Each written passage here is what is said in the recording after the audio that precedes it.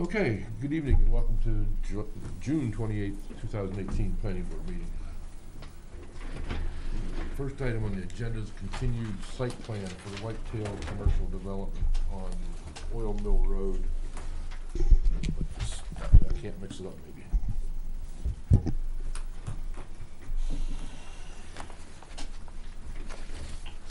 We have in your packet there, Neil, a big one.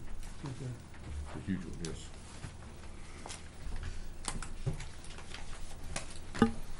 Transmittal from Mr. Dahlberg, then we have a letter from Mr. Dahlberg explaining, how do I say this? A response to the memorandum from Southern New Hampshire Planning.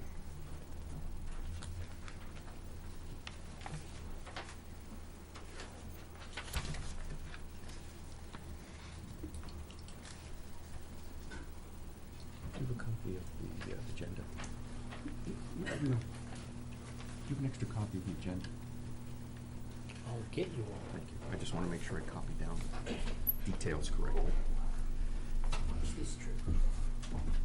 We just got this yesterday, so I haven't looked at all of it, to be honest with you. I looked at the responses to Sylvia, but I haven't looked at the rest of it.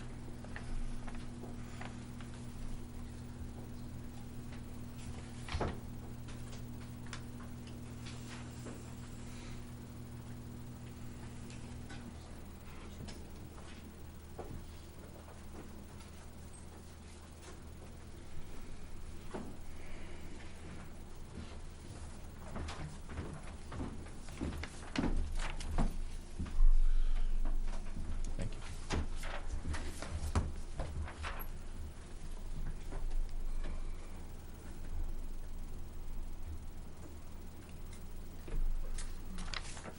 I'm not gonna read the whole thing, but I'll give a synopsis just so the audience can hear. And I don't have her comment letter. Maybe I do.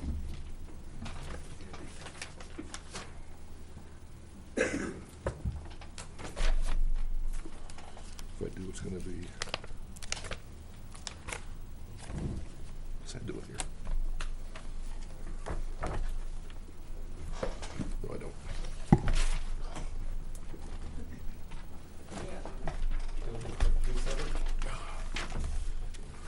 I think he's gonna have it in a second. Well, maybe not. I may have given them all out to the world. I have it on my hard drive. Yeah, I do. I have it on my phone. But I'm not gonna read it from my phone. Sure, I'll borrow yours if you don't mind. Always happy to help. Even in color. Wow. Her first comment was about the site plan application and lot line adjustment.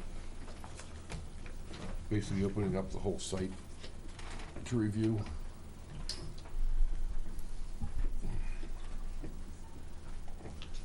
Basically, Mr. Dahlberg says we do not agree with the comment regarding we do not agree with the comment regarding existing uses as industrial, as they are commercial, which they are. He also don't agree the assertion that the existing site and its uses are not subject to review by the planning board as suggested pursuant to town site plan regulations, section 3, scope review. Whenever any changes are proposed which differ from an existing approved site plan, which are previous pros, he's saying there is no proposed changes to the uses or buildings on the existing developed portion of the site. The existing developed portion of the site is as shown on the site plan approved in 2016. Sylvia says something about the aquifer protection and outdoor storage. He's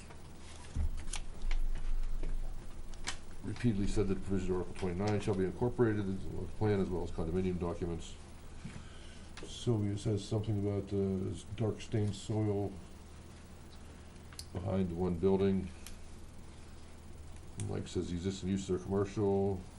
There is a small area of the existing site behind existing building 2 that may need remediation. The applicant's willing to provide that remediation if the planning board deems necessary.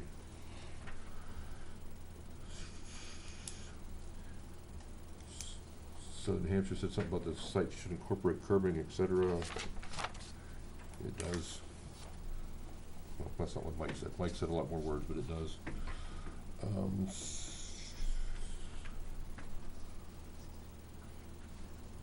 It should be clarified what the applicant has for square footage in the impervious areas. And they have. Mike says we are adequately addressing the proposed improvements in regard to drainage. This existing site is operating under approved site plan. Drainage is handled back then.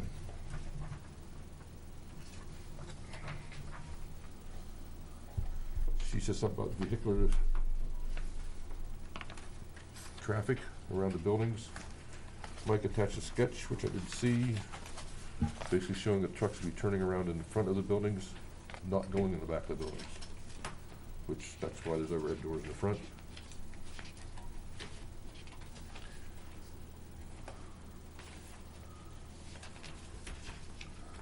Truck loading zones are in the front.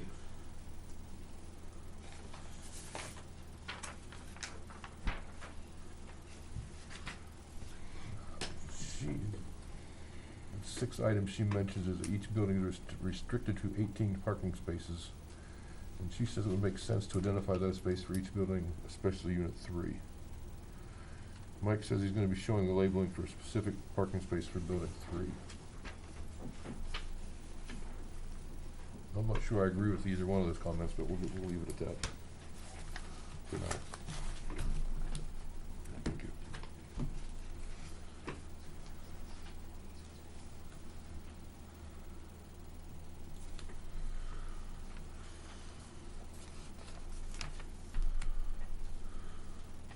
She's asking for a traffic study, which is in here. She's asking for condo docs, which there's a draft set. I haven't read them yet, but they're in here.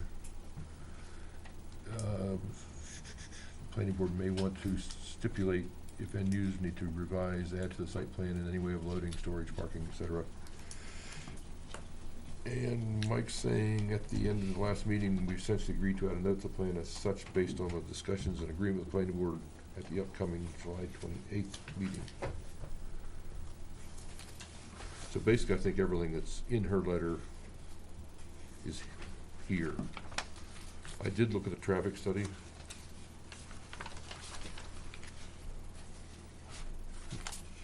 I'm jumping and stuff already.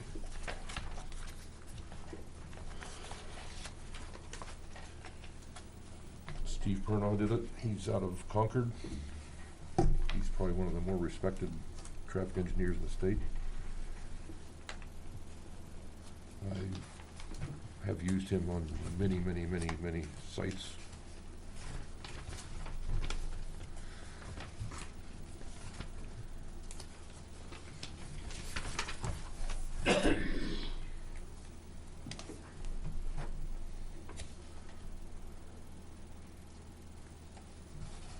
Make sure I look at the right one here.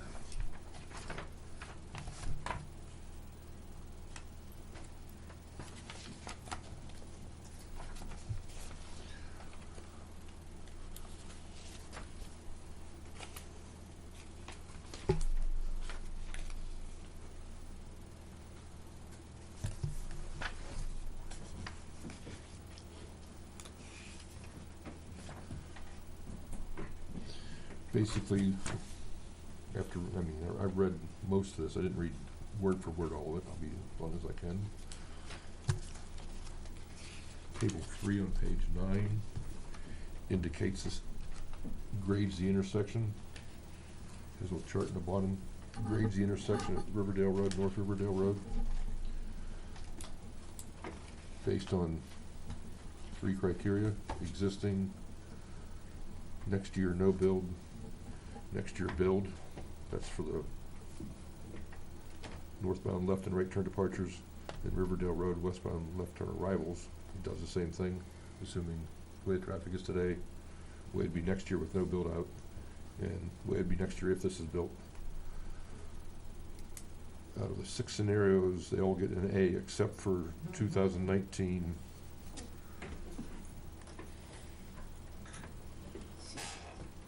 2019 build out gets a B. So basically that intersection is fine, great, as a matter of fact.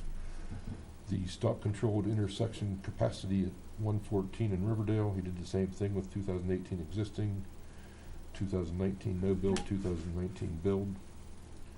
For 4 different scenarios, or 4 different ways of turning. Riverdale Road northbound departures, in other words, turning right on 114, no matter what, got a C. Turning left, got an A, no matter what. No, I got something wrong here. Oh, Riverdale Road northbound departures gets a C. 114 eastbound left turns in gets an A. 114 westbound left turn gets an A because it's a 4-way intersection. Riverdale Road southbound departures gets a D no matter what happens. A couple of Cs are there. Weekday Oh, versus. yeah. PM True. peak hour. Yep. Weekday PM has a couple Cs too, yes. Now, Instead of D. exactly which turn is referred to when he says Riverdale Road southbound? Is that coming from 114? Being on Riverdale Road, turning south onto 114, turning left. No, the bottom one. Yes. Which way is the vehicle going? Out of Riverdale Road, turning left onto 114, southbound. So across traffic. Yes.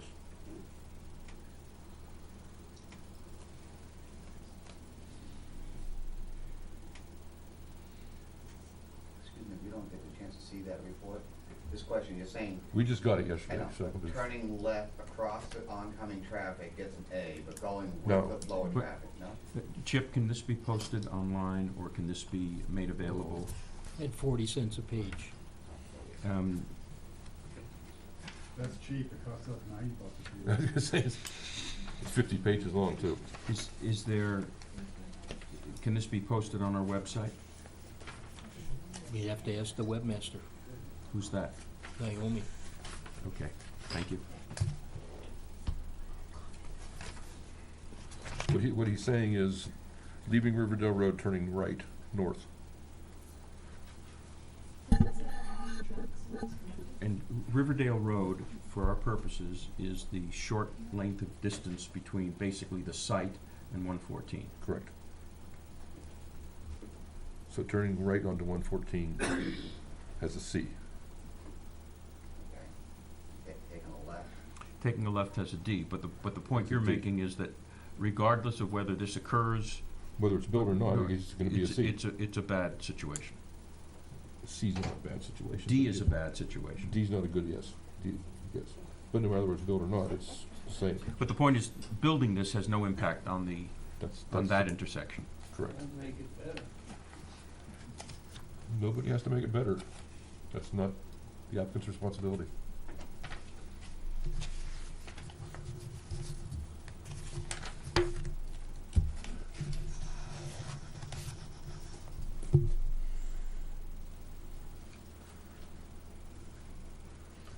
Riverdale Road had about 467 vehicles a day in 2017 supposedly. The 114 Riverdale Road intersection had roughly 950, 973 at the peak hours. AM 950, PM 973.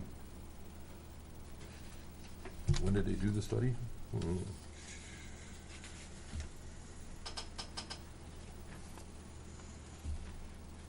couple of weeks ago anyway. Yeah, How many that's- days was it? Well, the equipment showed up on the road on a Tuesday afternoon and disappeared on Thursday morning.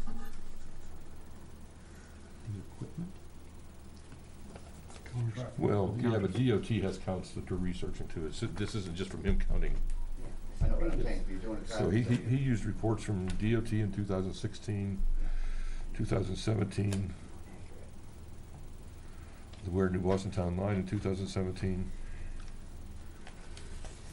And they conducted studies on June 13th, from 7 to 9 and 3 to 6.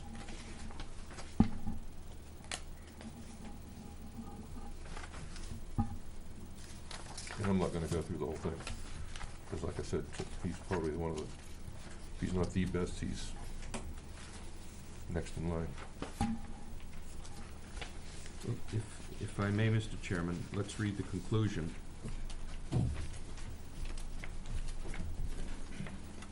On page, If you found it, yes, please do. page 11. To summarize, the traffic counts, the future traffic projections, and the analysis of intersection capacity and level of service contained herein demonstrates that the proposed development will have a minimal impact on traffic operations in the study area. Physical modifications to the study area intersections are not required as a result of the additional traffic from the proposed development.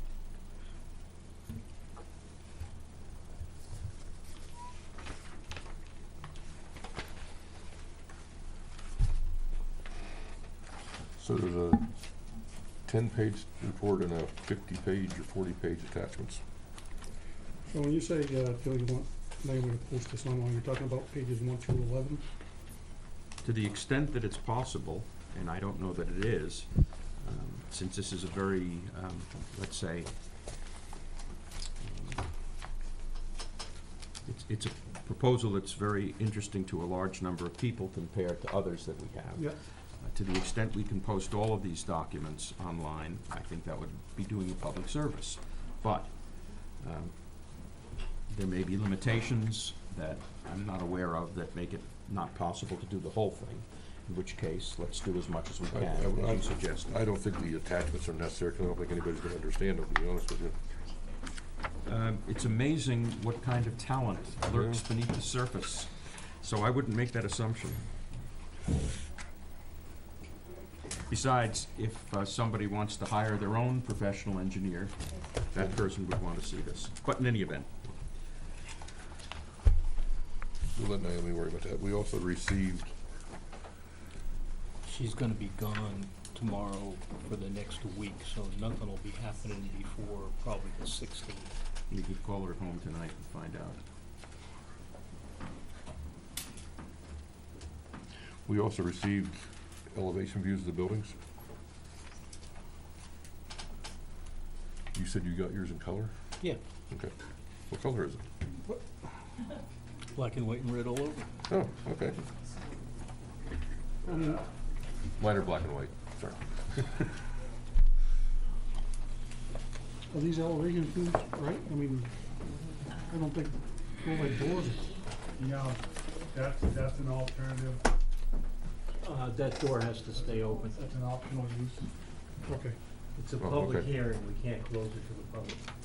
Open it all the way, please.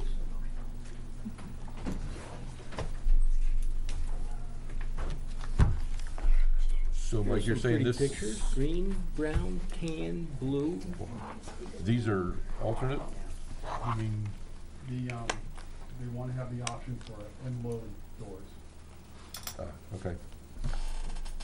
Not saying that they'll be built that way, but depending upon who buys the building. Question for Mr. Dahlberg. Sure. Would it be possible for one person to purchase all units in a single building and use the single building for a single operation? Yes, So when you say welding as one of the permitted uses, it could very well be a very large-scale manufacturing operation in a 40 by 100 Not manufacturing. Commercial. Where does it say that? You Well, give it's a us welding shop on site now. Yes, but it's relatively small and it's tough to do much in that relatively small space. I don't know, he makes a living at it. That's correct, but it's not that he's hiring 20 or 30 people to work in a relatively large building and produce things. But you say that the zoning ordinance precludes manufacturing in a commercial zone. Is that what you're saying? I'm not saying that, but I don't believe that qualifies as a manufacturing process. Under the strict definition.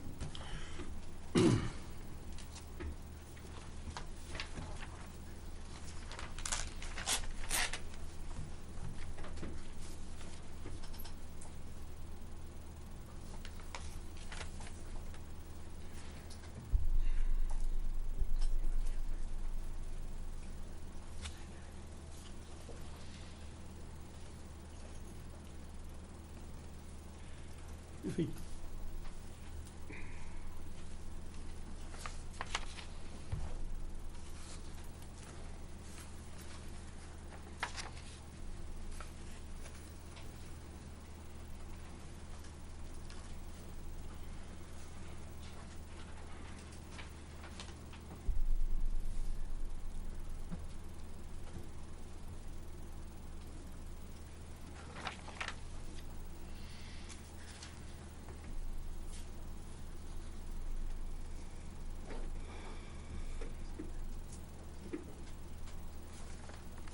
Mr. Chairman, Yes.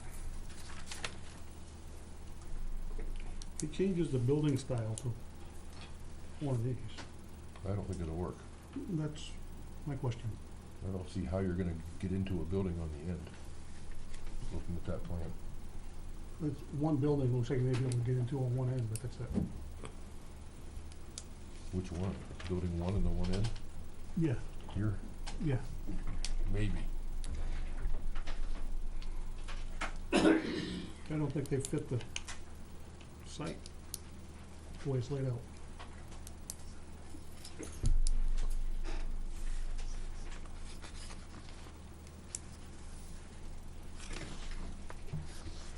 No, we got the curved islands between buildings 2 and 3 and 3 and 4. The other end of 4 is up against parking, the other end of 2 is up against parking. One has a landscape island probably about 20 feet away. Mm-hmm.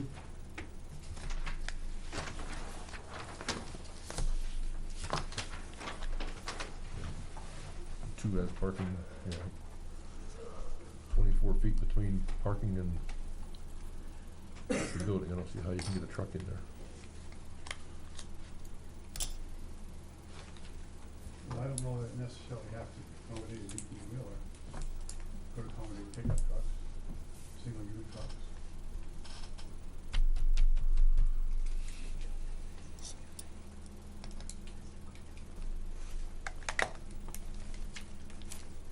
In 24 feet, 30 feet.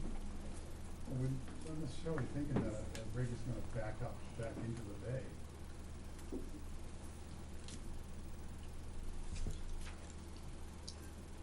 Maybe they'll get in with a forklift.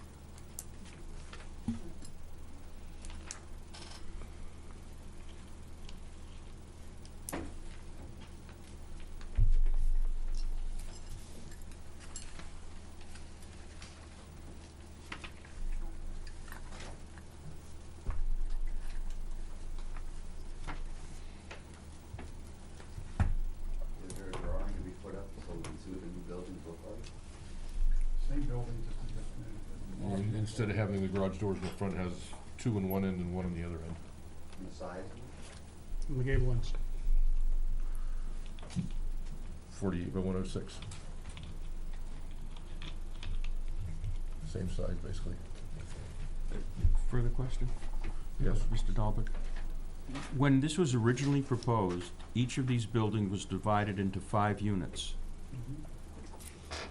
Is that still the plan? So that even with the end doors, it would not be possible to put in a complete one-owner, single-space building. Is that correct? No, they could buy all 5 units. And knock down the walls?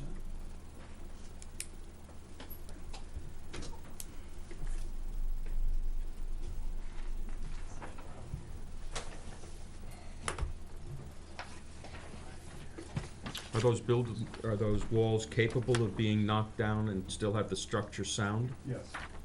They're not low there, it's a They're steel just- frame building, So it's like partitions? yes.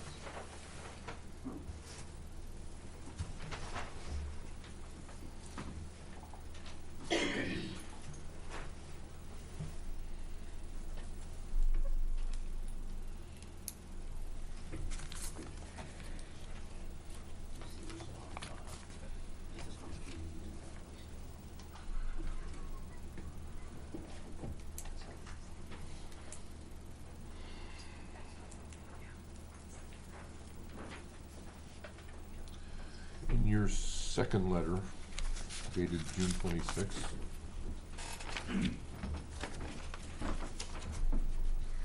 you talk about DES flow numbers and you have a shoreline permit, then you're gonna get the AOT permit soon, you believe. And you get down to the bottom of it, and you say, we have spoken with a geotechnical company and would propose one monitoring well in the area of the proposed detention basin, and also propose testing existing well at EW1.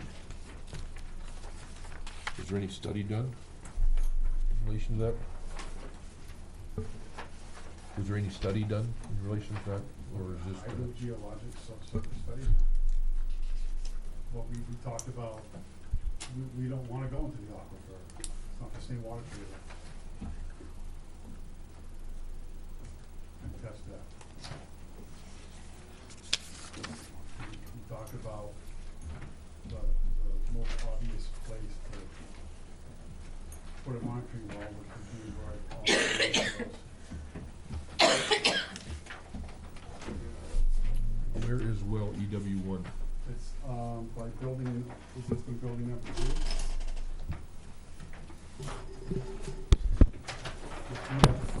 Building number 2. Okay. Also, there's a well in the shoreland Yep. of the existing site, that's an old dug well. It's no longer in use, but it's still there, it's not filled in. I kinda hesitate, to test that well, I think you would inquire about that, Mr. Chairman, because of its proximity to the river, and we don't control what flows down the river. And that dug well is certainly impacted by the flow of the river. Yes, Neil. In my copy, all of the photographs seem to be, all the pages of photographs of buildings seem to be identical. Yep. Am I missing something? It's like there are 12 copies of the same, I think that I made 12 color copies, so Chip could give you guys all the color copies. Wasn't that nice of him, Chip? We could've got color copies. so it's just a single page didn't with tell 3 me that. photographs on it, okay. And it says So I kept 48 by 106 by 16. Is that 16 the height to the peak, or is No, that 16 the wall? That's to the And what is the height to the peak? 25 feet 6 inches, I believe. I submitted that information last month also. And that hasn't changed with No, these? oh, no, with- no, no. Okay. We just want the option of adding some doors.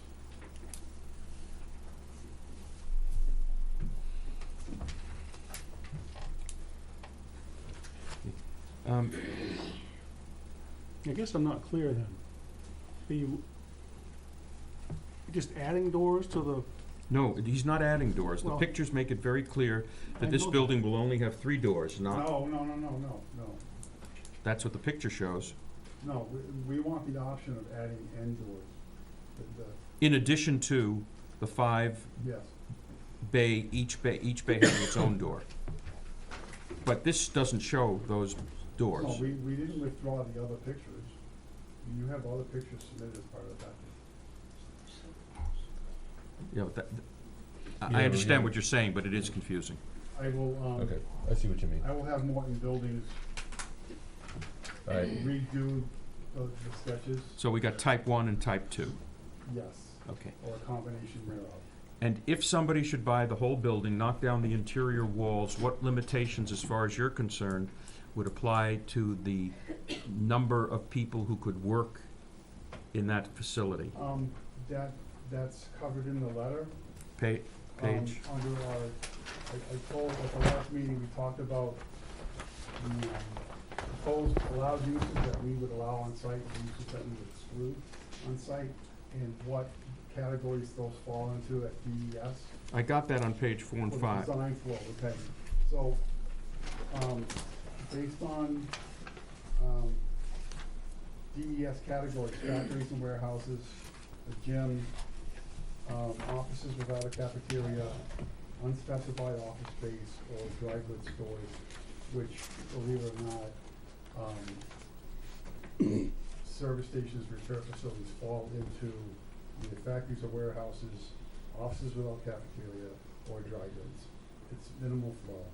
So, based on the total square footage and the types of businesses that are gonna be undertaken, and the types of businesses that are undertaken in the existing buildings. And what we're gonna exclude for uses, the current system is designed for 720 gallons per day. 72 employees at 10 gallons per day per person. 72 employees per building? No, the whole site. So, The existing two buildings have a total of 12 employees. I guess, let me put the question differently. Okay.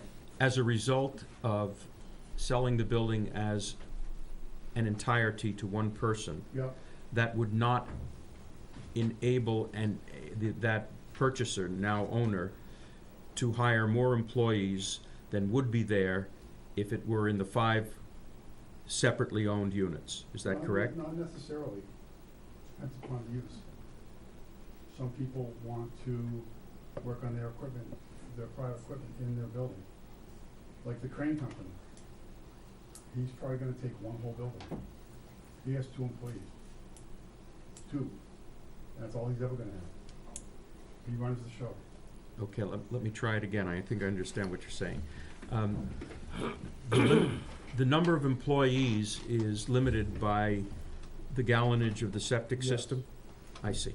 So that maximum can't be exceeded regardless of how the building is used? Without coming back to the board for an amended site plan. Obviously, yes. Got it. So I ran through the numbers. Page come 4? up with to come up with ratios, proportions of the existing uses that have been there for 30 years. It's tried and true. And I have factors of 1, 2, and 3. A tripling of the density of for the existing uses and considering the uses that we're gonna allow within the project. A tripling would give us 73.14 employees. And we've allowed for 72 parking spaces. That doesn't include what can be parked inside. A lot of people in these businesses, like plumbers, electricians, they drive a company truck. We park it inside at night, so it doesn't get stolen, materials are stolen. So the number of parking spaces, provided just presumes that that's gonna be people that work there. And we feel that the number of spaces that we have provided coincide directly with the square gallonage of the leach field. But we have a reserve area to expand the leach field if necessary. And we talked about this last month, that upon agreement with the planning board, we would exclude certain uses and list certain allowed uses, and then I would come up with these numbers. Now, these numbers are straight out of DES rules and regulations. Do you need more parking spaces for visitors and customers? If the 73.14. Well, the existing site that has the welding shop and 2 mechanic shops, 3 mechanic shops, they only have like 25 or 30 spaces now. And it's half the square footage of the proposed. It's almost a direct proportion. It just is. I think the allowed parking is adequate. It wouldn't be if if the full 73 people were employees. Well, that's Unlikely situation, but It's that a very would, unlikely situation because someone's gonna come in to buy a unit, right? If they don't have parking, if they don't have visibility, one, they're not gonna buy it, right? That keeps certain uses out. There are a lot of businesses out there that don't need visibility. And they don't require a large amount of parking to properly run their business. And the existing uses are a clear example of that. let's go to These page, are 1 and 2 man operations. They're not doing 30 cars a day. let's go to page 3 where you, of your letter, where you list the uses that will be undertaken within the project, and there are the following: motor vehicle and equipment sales and services, contractors, builders, plumbers, electricians, carpet, shoe repair, and other like uses, and then you have indented, small engine repair and welding fabrication. let's assume that I'm a builder and I rent one of these units, and I build sheds.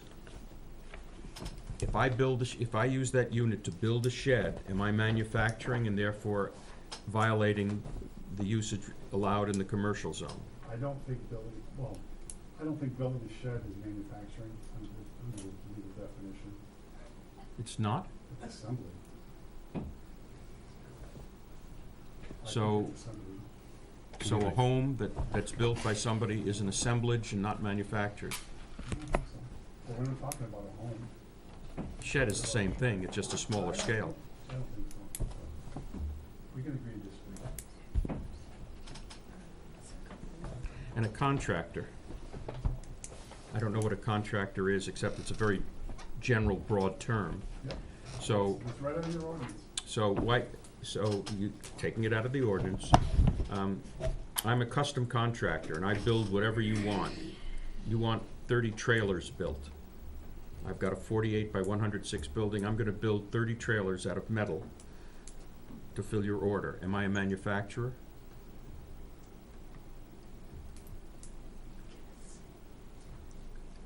I don't know. So we need to, I think, Mr. Chairman, we need to resolve that issue so it's not left hanging.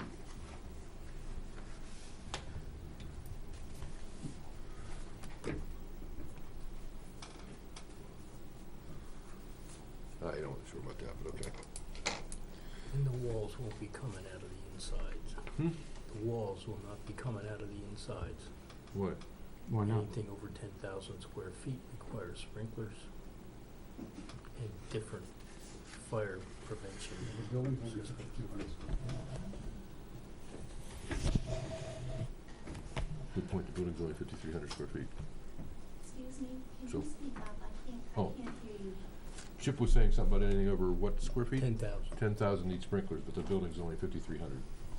So sprinklers would not be a problem, sorry. I even moved the microphone closer tonight, I'm still not loud enough. No, that's The only for microphone people is at for the home. internet. That's true. So people on YouTube can understand me.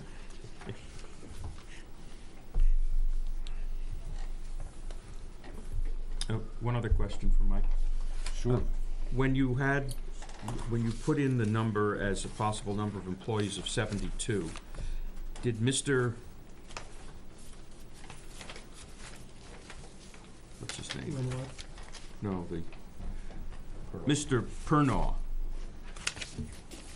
do his calculations in the traffic study on the basis of the maximum number of employees, or does? Yeah, that's always part of it. Mark can probably answer that question, but, Mark, I believe is a traffic engineer, so. Anyways, so he asked what's allowed in the zoning, so I told him the uses that would be allowed.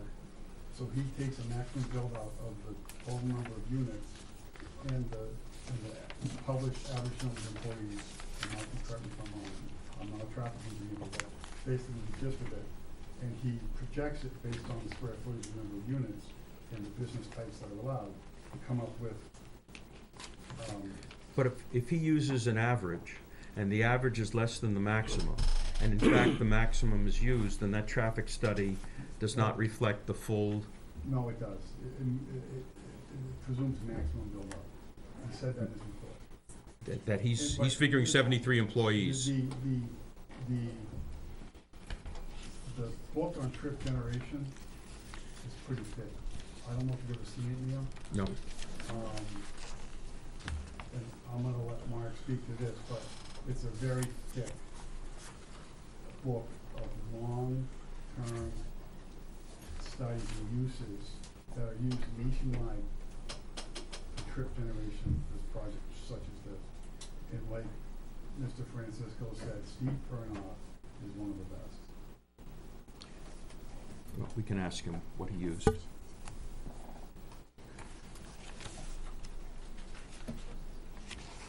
Just because there's 72 spaces, that doesn't mean there's gonna be 72 people. Right, but there could be. That's why there are 72 spaces. Well, no, considering the uses for spaces for customers.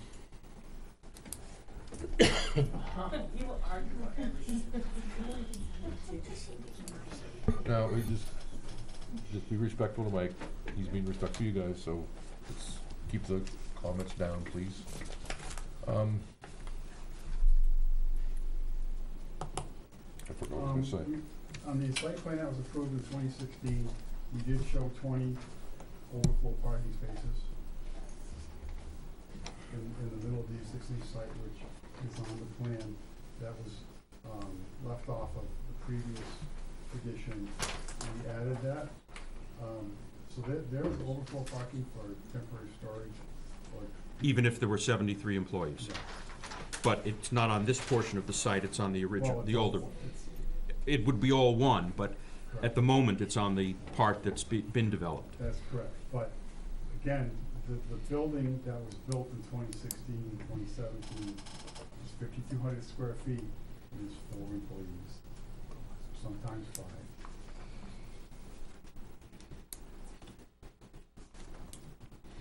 Same with the other existing building, 10,000 square feet. I think there's 6 to 7 employees. It's been that way for 30 years.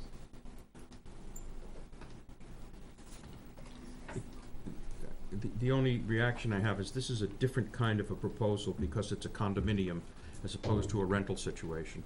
And it Same ma- uses though. No, it's the same, It- Same uses. because the existing buildings are gonna be part of the condominium. I understand that, but it may be that I don't know this, I'm just speculating, the kinds of people who have the money to buy a condominium as opposed to don't have the money in rent, might not meet the quote average unquote of the number of employees and so forth. It's speculation, Mike, it's a hypothetical situation. Most of these projects that I've seen in other areas that have been condoed, the owner, how do I say this, rents out most of them and ends up selling a couple of them. But he still owns the majority of them. That way, the owner still has control of the condominium association. Even looking at the residential ones, most of them are Mhm. still rented, they aren't all sold. I'm not saying they wouldn't all be sold, because obviously he'd sell them for, if somebody came in and asked him the right amount of money for them, he'd sell them all. We did meet with the Board of Selectmen. Yes. We did gain their approval for the placement of the signage. We just have to work it out with Veggie. DPW on the location, size, stand size. It'll be all trucks you go right to 114 and no Jake brakes. And no, No Jake brakes. what does that mean? Engine brakes. Engine brake. That makes that's really loud sound when it's going down. Almost sounds like the So all the back, almost abutters sounds like a wanted backfiring. to be included, so we got permission to No, do the that. no Jake braking sign should be if you're coming from 114 turning right, because that's where they're gonna hit the Jake brakes, I would assume. well, Well, there'll we be- talked about Riverdale Road It and, could be both, never mind. but we did gain that permission. Yep. We'll have the signs put up, they'll also be on site. I did see that, that's the So, second. if an employee, do these type of brakes occur on pickup trucks? No, Just on larger trucks? Yes. They're quite annoying, they're very effective, but they're quite annoying. I'll get that.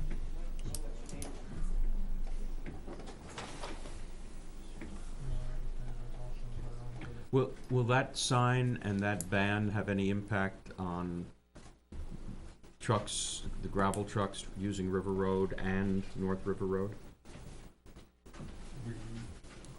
No. Honestly, the town should already post that, but That's a separate issue, but it is a separate issue. the way the proposed sign that the selectmen have approved, it would not affect that. It's for this site only. Thank you.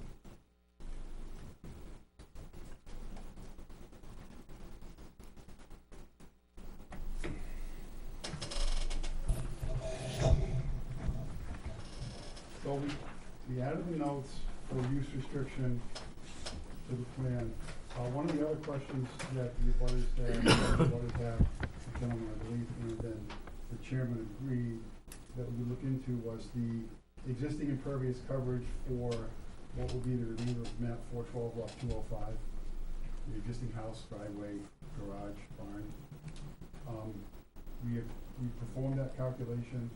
The total impervious coverage is 6,273 square feet. The lot size is 92,101. We're only at 6.8% coverage, so if that area was not included in our coverage count for the commercial portion. So no mitigation needs to be made for that portion of the site. Where's that? We added site? number 25 that the plan That's not shall part of the comply site? with Article 29 This is zoning. a wetland adjustment. One of the items for alteration of terrain, that's one of the final items, was they requested that we permanently protect the 150-foot natural wetland buffer. Also, we added that to the plans. There'll be a permanent, no further future development at all. That's the area with the dots. Yes, we're gonna permanently protect, Where's that? this. 109,000 square feet. So basically, about 95% of the 100-foot natural woodland buffer is gonna be permanently protected. Now, you're gonna permanently protect that in the condo docks and on the That'll plan? be in the condo docs also, as well as the Article 29, stormwater management, and the restricted uses on site, as well as the allowed uses on site. And we can amend those to include, after we flesh it out, the manufacturing that Neil alluded to.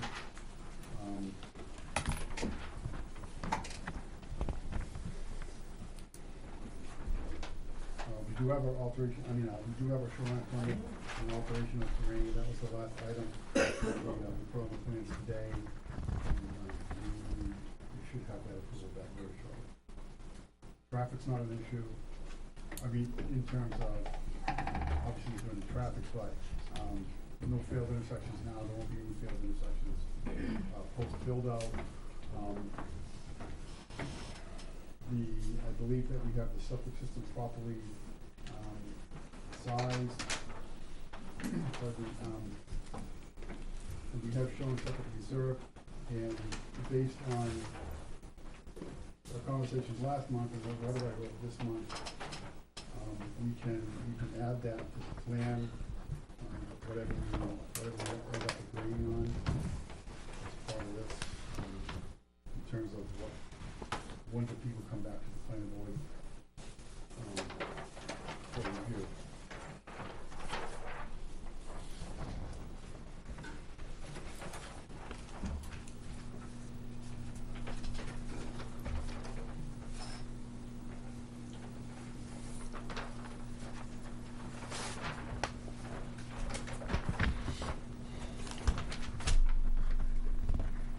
Well, I agree with most of what you just said. I couldn't write as fast as you were talking, obviously. The one thing we are probably going to disagree on is the remainder of the existing site. I believe that filing an application does open the entire lot up to the site plan regulations. And I do understand that a year or two ago, we approved the one building without bringing in the rest of it. But that was a different application. Mr. Chairman, you had said that you were gonna go on a site walk. Yep. Did you look at the area behind the existing building where the Yep. lawnmowers and stuff are? Yep. Okay, I haven't shown that on the site in terms of any remediation, but we talked about it, Yes, we did. at the planning board, so I was waiting for your comments. It can be remediated. I think you just need to excavate the first foot or so of material, have it properly disposed of, take care of, and bring back an impervious surface. The other item we talked about was the existing chain link fence in the 50-foot buffer adjacent to the river, moving that back to the 50-foot line. Revegetating Yep. that area. Well, actually, I also mentioned basically that last meeting, I believe I mentioned that everything should be either paved or building or landscaped. I might have said grass. I don't think we wanna pave the whole site. I didn't think so either. I hope not. Um, But I don't think there should be any gravel storage.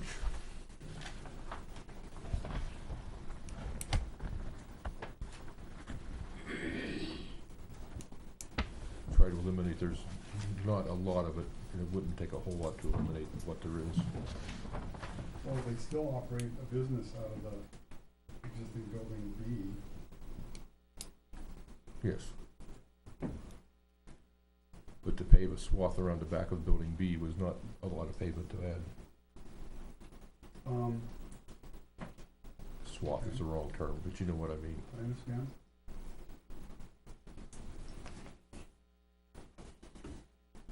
Well, I'll speak with, the applicant. And I don't know what you can do about the existing gravel storage that's towards that well down there.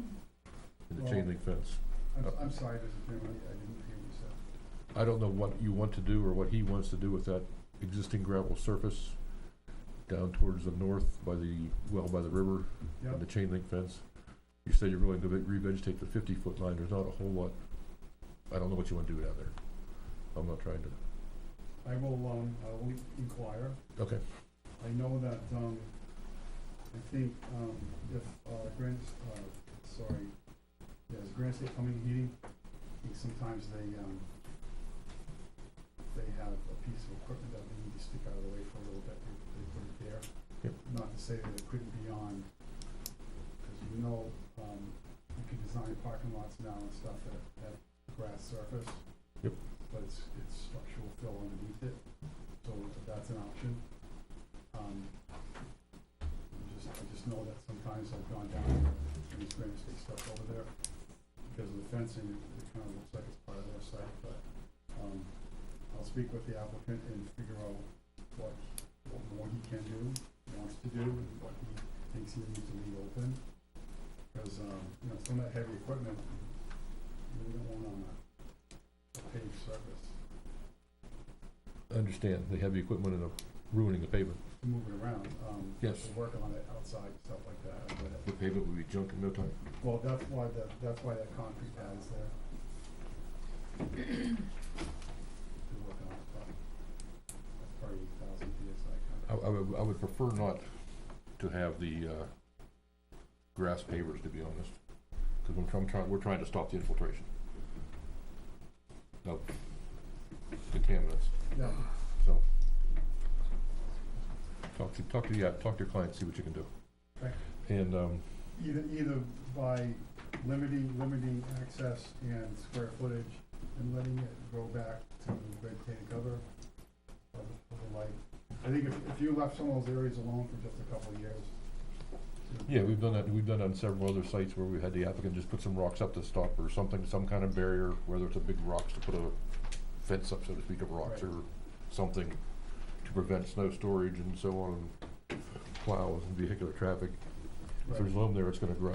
And it'll Throw some grass seed on it temporarily, and it's gonna be trees in 5 years. The Okay. birch will take over. I think the area we're most concerned about is I guess it's currently in the public service right away. Oh, behind building B? Yeah. Yes. I agree. I just don't want him to forget the rest of it. Yeah. And this is obviously a very detailed set of plans that we just got reports today and plans, or reports yesterday and plans today, so. There's no way I've had the chance to, even if we'd have got them a couple of days ago, I'd had a chance to look at them. You mentioned in the letter proposed monitoring well near the detention basin. Are you talking about a separate well, or are you talking about that PW whatever well it was? PW3, I think it is? No, PW2. We're talking about, Ah, there it is, I'm sorry. I see it. It is identified on the plan. Yep. Proposed monitoring well. We haven't signed a contract with Geo Insight, basically for time considerations. constraints. But I think due to the fact that Mrs. Rice had her well tested, and that there's no contamination whatsoever, that well has been there as long as these buildings have been there. And the water table that well draws from is not the aquifer, it's a different water table. And all the water on the aquifer maps flows that way, flows the river. It basically flows northeasterly.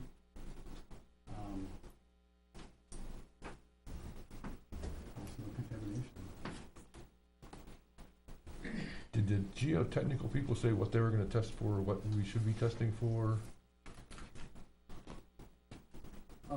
Part of the same thing that Mrs. Rice had, whatever that Okay. umbrella test was, that the state lab did for her. Well, that's right, you had called DES and emailed, but they never got back to you. If I remember correctly. Yeah. You're right, I did. I think it's just. I didn't have time to go through my notes or anything else tonight, so. To speak to the aquifer, there was some discussion by some of the abutters about, their wells going dry. If you have a dug well in that part of the landscape and it goes dry, you're not tapping into the aquifer. That's a different water table, water source. With that aquifer, the transmissivity, which is a term that covers the volume, and it's expressed in feet per day. Basically, you take the cross-sectional area of the aquifer under the property, just cut it like a slice of pie. In this area, it's under 2,000 per day, which is 2,000, works out to be, I think, 2,000 cubic feet of water per square foot of surface area in the cross-section. You have approximately 1.3 million gallons per day that flow through that aquifer. That's for a 20-foot depth. And the aquifer map directly under our site, it's a average 20-foot depth. And how deep is the aquifer below the ground surface? That varies. It's usually on a gradient. We know, we think it's at around, I forgot the number, I don't wanna say it, I don't either. But anyways, we're gonna withdraw 720 gallons a day, up to 1,440 gallons per day. From the aquifer? Well, they're gonna be drilled wells, yes. It's gonna tap the aquifer. So clearly, at 1,440 gallons per day of a daily flow, that's 1.39 million gallons per day. I don't think we're gonna have an impact on the aquifer or any of the other wells. That's sheer math.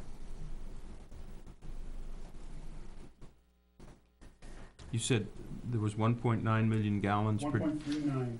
1.39 flowing through the And aquifer. I actually have packets for you of my calculations and the examples and the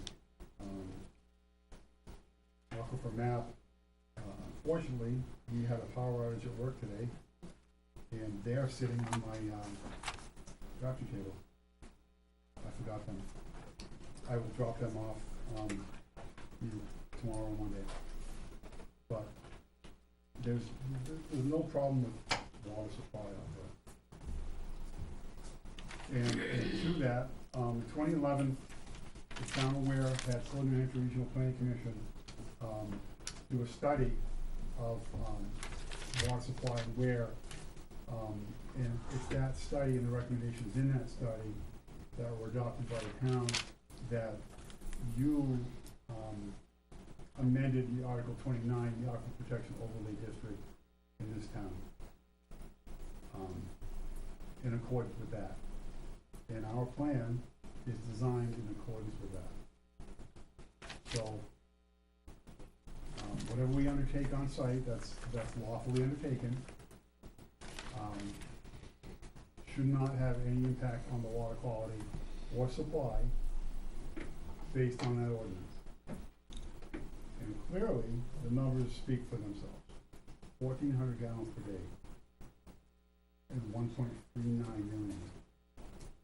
And the existing structures in the area, the houses only draw 450 to 600 gallons per day based on the allowed flows of it, the DES numbers.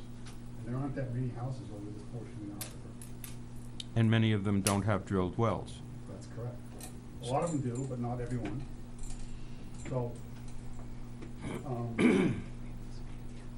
did a lot of research online today, and I was trying to find a sketch that would demonstrate what I'm talking about. I've told you guys for years that the water table, all the gravel pits that we've done, the water table that we would design leach fields on and the aquifer are two different water tables. So here's a sketch that this is from USGS that demonstrates what we're talking about. You've got dug wells in the landscape adjacent to the river, which is they call it, for their terms, their technical terms, it's an unconfined aquifer.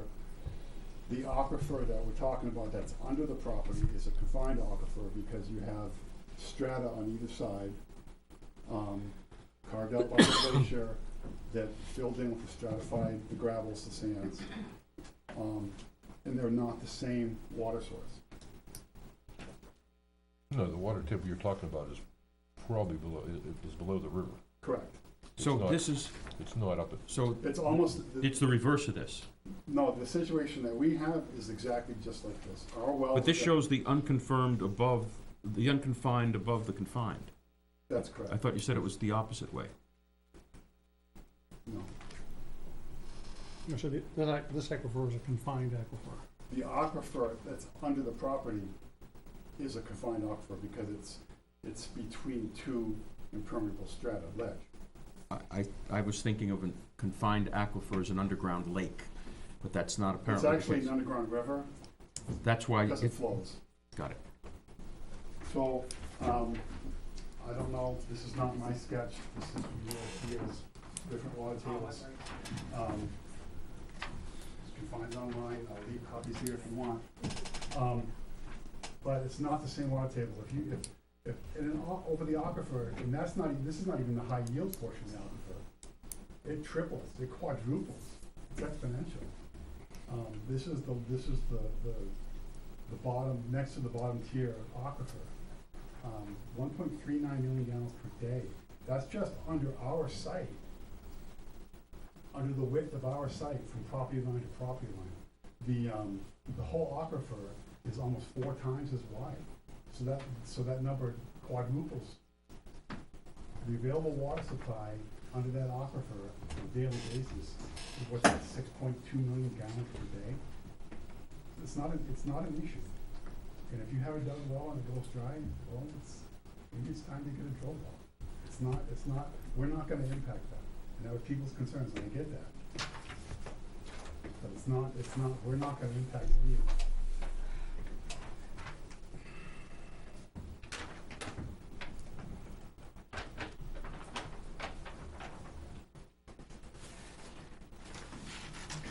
how big of an area is it from the power lines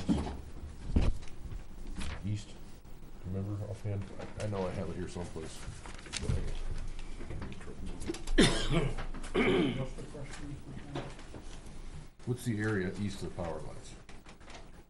Of the site? Yes. About 7 acres. I don't have the lot line just in front of me. That's fine. I was thinking basically for 1,400 gallons a day, you're looking at putting 2.5 4-bedroom houses on a 7-acre piece. Correct. Because the design flows A little less than that, for actually. these types of businesses are very low. Yes. They're very low. So what would it take to pollute the aquifer? if it's so far down below that dug wells don't get into it, and you have to go, I don't know, 200, 400 feet to I get it. don't know, an entire 10,000 gallon truck full of benzene dumped directly down a well. Well, it doesn't take very much. No, I mean, for use on site to affect the aquifer, Yep.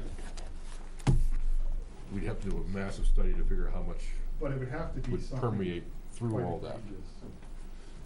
But PFOAs, based on the ordinance, none of that can be undertaken on site anyways. So that hypothetical really isn't appropriate, it doesn't apply to this site. there are no kinds of uses that are allowed on the site which would involve various kinds of chemicals that could go down and affect the aquifer? That's correct, right out of your ordinance. Well- It's on the plan. It's on the plan. I think gasoline and hydraulic fluid, and transmission fluid, et cetera. Well, if that leaks out of a vehicle, that's one thing, but the storage and manufacture and transfer can occur on site. But everything's gonna happen inside the buildings. Oh, it all needs secondary containment on the article. And it has to have Right. secondary containment if it's more than, 5 gallons? Right, more than 5 gallons. And that's written, it's on the plan, it's written through the condo docs. I didn't see the condo docs, you said they were attached. No, they're not there. They're not here. Okay, good. No wonder I didn't see them. I don't have them. I don't either.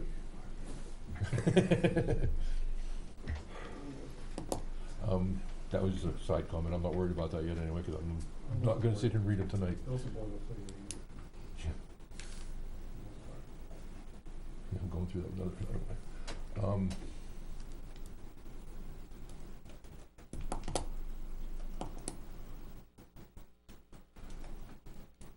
Glancing through the plans, I noticed most of the things that we talked about. I shouldn't say most. Everything I noticed was done on the plans. I apologize for the lateness, but our lead drafter who prepared these, after 15 years, decided to pursue her landscape architecture career. She is also our landscape architect, but she's also an excellent drafter. Kind of left us in the lurch. No slight on her, but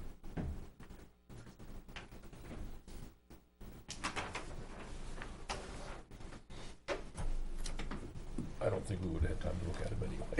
At least I don't think I would, to be honest no way I with you. could have gotten them done. You'd have got them here a week ago, it wouldn't have mattered to me. We didn't even get the final comments from the ALT until last week when they asked about doing the, protecting the entire 150-foot buffer, which I had to speak with the client, the applicant agreed to, which is as the plans for, so. I got a question on that. So you don't, excuse me, DES doesn't require, like Society of Protection of Hampshire Forest or anybody to monitor this unaltered state? No, that will, under the umbrella of the shoreline permit and the ALT permit, if you agree to it, there are penalties if you violate that Right. agreement. But nobody's It's walking not yearly. going into conservation easement. Right. It's just, But it's gonna be permanently protected. it's gonna be a deed restriction, so to There's a speak. deed restriction in the condo docs, and, once we put the variance and distances to it, we'll put up, we'll actually set monuments at the critical point. With the, usually put in a 6-foot, metal fence post with a sign, protected area, Yep. something like that, keep people out. Which will also show on the plan. Can we talk about visual barriers, hours of operation, noise protection? Yes, we can talk about all that. What's the status of the hours of operation? We revised those. Yes, Just, I'm not gonna say, I'll get it wrong. Actually don't remember what they got doing. I just saw that in my notes, but I'm gonna go to it.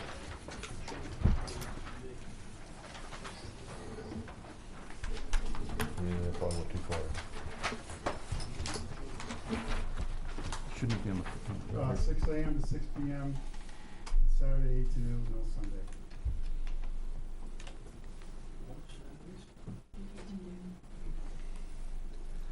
So, 6 to 6 weekdays, 8 to 6 on Saturday, No, 8 till noon, 8 till noon on Saturday, and no Sunday. and an hour of operation means that's when the business opens the door. Does that have any impact on people coming to work early or leaving early or anything like that? In other words, what kind of noise can the neighbors expect? As long as they're not making noise before that hour, people, I get to work early every day. So are there any noise restrictions here? Just operational standards. If it's a nuisance, then someone files a complaint. But there's nothing in here that says the noise level can't exceed X decibels at the property border. I don't think you have that in your ordinance specified. That may be the case, but I'm asking. I don't know. But there's gonna be 150 feet of vegetation between that and the river.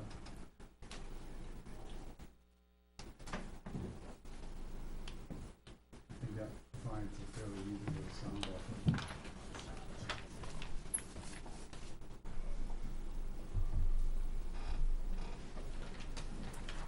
And let's talk about visual barriers.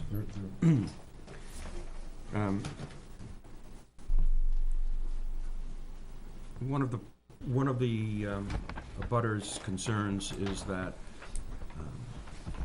having all the trees or many of the trees having been cut down, and these buildings being erected, it's going to be a relatively unattractive addition to the Riverdale community, Well, that's a matter of opinion. obviously.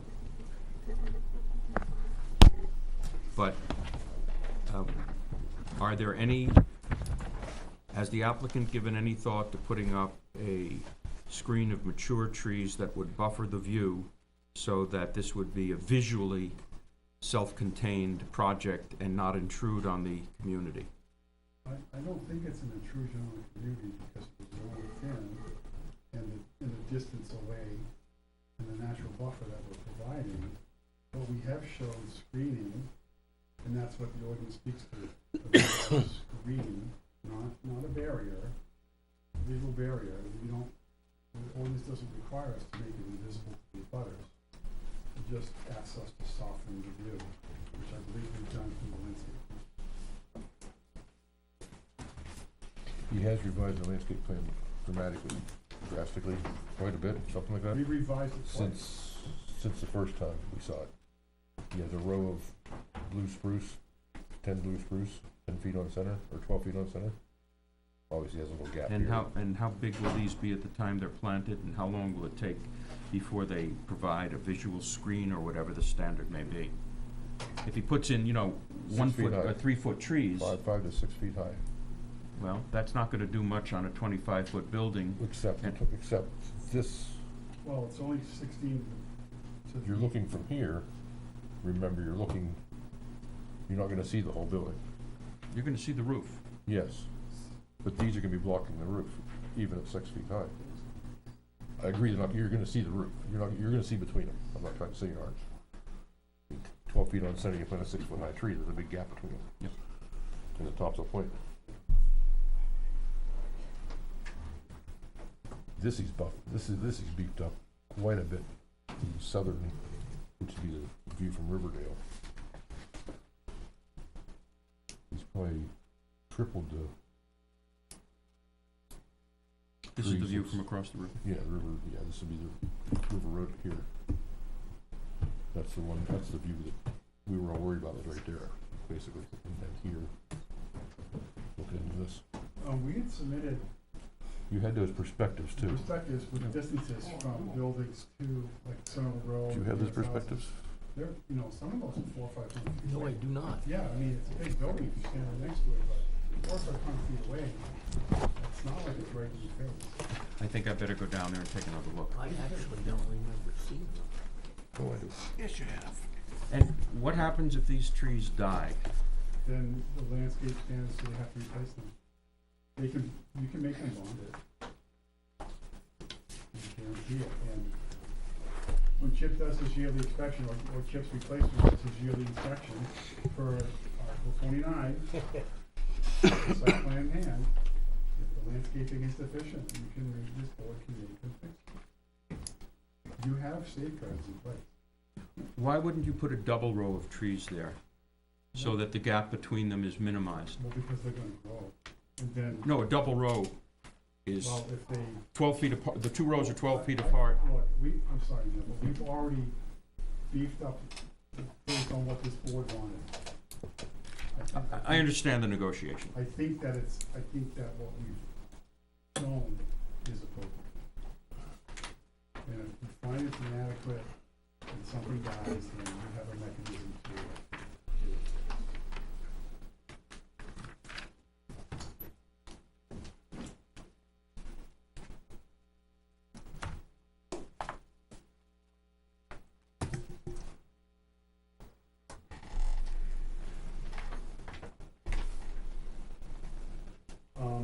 In the lighting, you wanted us to add a note that it's downcast, night sky compliant, motion detected from dawn, dusk till dawn.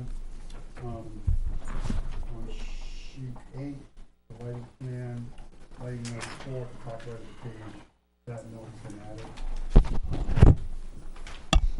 Plus, we already have the lighting design done, and it shows 0 candles at the property lines. I remember that. I think that's a bell suspended approach. But will this be, quote, dark skies, unquote, compliant? That's what it means. Thank you.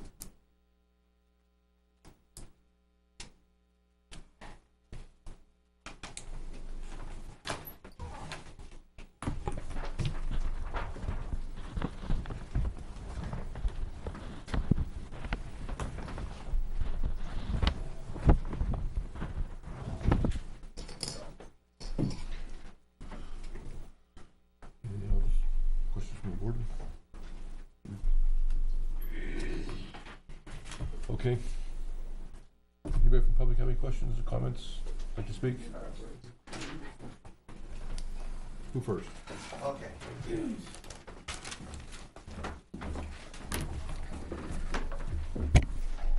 Good evening, my name's Kevin LaFave, 16 Depot Street, Weare, New Hampshire.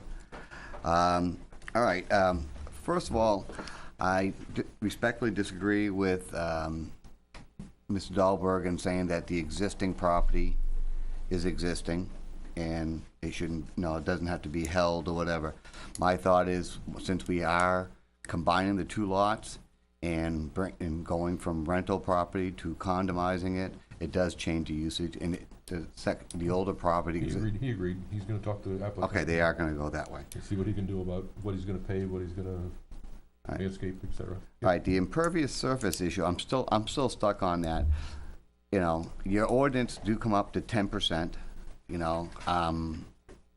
I'm not sure how you guys decide to go around that. I mean, the existing property that's there already has quite a bit of the impervious surface that would account for the entire property of 14 acres, not just the 7 acres it's on. The ordinance also provides for a conditional use permit, which he's applied for. We have to deal with that later on too, and the lot line adjustment.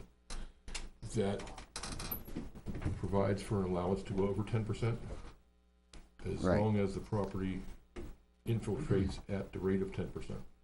But when you infiltrate and you're bringing the surface down to the aquifer, it's going to pass through It's the other, that uncontained aquifer that you were talking about, the he's going through a seasonal high water table. You know that, right? so Yes. I know they're two separate bodies, but if you draw down on the aquifer, and honestly, I don't believe they're going to take enough water to make a difference. My whole issue's been contamination. So it's not going to get to the aquifer directly. It's going to hit the surface water and work its way down. It doesn't take a tank full of benzene to do it. Well, You know, I mean, it I can, don't know, and I'm not sure you do either, but. No, you got but- the surface here and somewhere down here is an aquifer.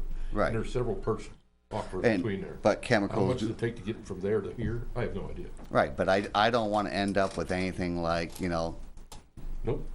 Another town To the who's south and- experienced to the other south and issues. another one to the east, right, either one of them. I know, it was brought up at a prior meeting that 10% impervious rule over in, B&B Lane. We're stuck on this whole idea of not making more surface impervious, and yet it seems like the first thing everybody does is go for that conditional usage to make more of it impervious. And I just think that when you take the parking lot and you're gonna have all the stuff funneled down, it does go to a detention pond, and you are gonna, whatever's there is gonna go there and percolate down to the aquifer, because that's what the detention pond is, to Right. make up the extra. That's what it's supposed to do. Right, but it's also gonna bring down any contaminants and help it get down to the aquifer. Now, we talked about oil and gas separators. I haven't heard anything mentioned tonight about, are we still going with that? Because Yes. original, Yes. and is Catch it basin. gonna be one for the entire parking lot? Are we Every doing catch one for ba- each every catch- building? Every catch basin. Every catch basin, meaning each bay? No. No, each catch basin in the parking lot. No tanks per No, building. he has not proposed that. We have not discussed that again yet. Okay, good. We have in in the impervious, 29, section 29, it does talk about no outside storage. Yep. And yet, there is outside storage. They're not gonna put all these, these buildings aren't gonna be filled with everything. They're gonna have stuff on the outside. They talked about, being able to work on stuff outside. Are they leaving things outside? Outdoor storage and working outside is two different things. But what is, I certainly believe you can work on things outside, but can you store things outside? No. have we seen on the existing property a lot of stuff stored outside on a regular basis? Yes. Yes. Any belief as to why it's gonna change? Yeah, it's gonna be part of the subdivision plan. But it wasn't supposed to be stored out there before. Well, they can store things outside, you just can't store junk cars.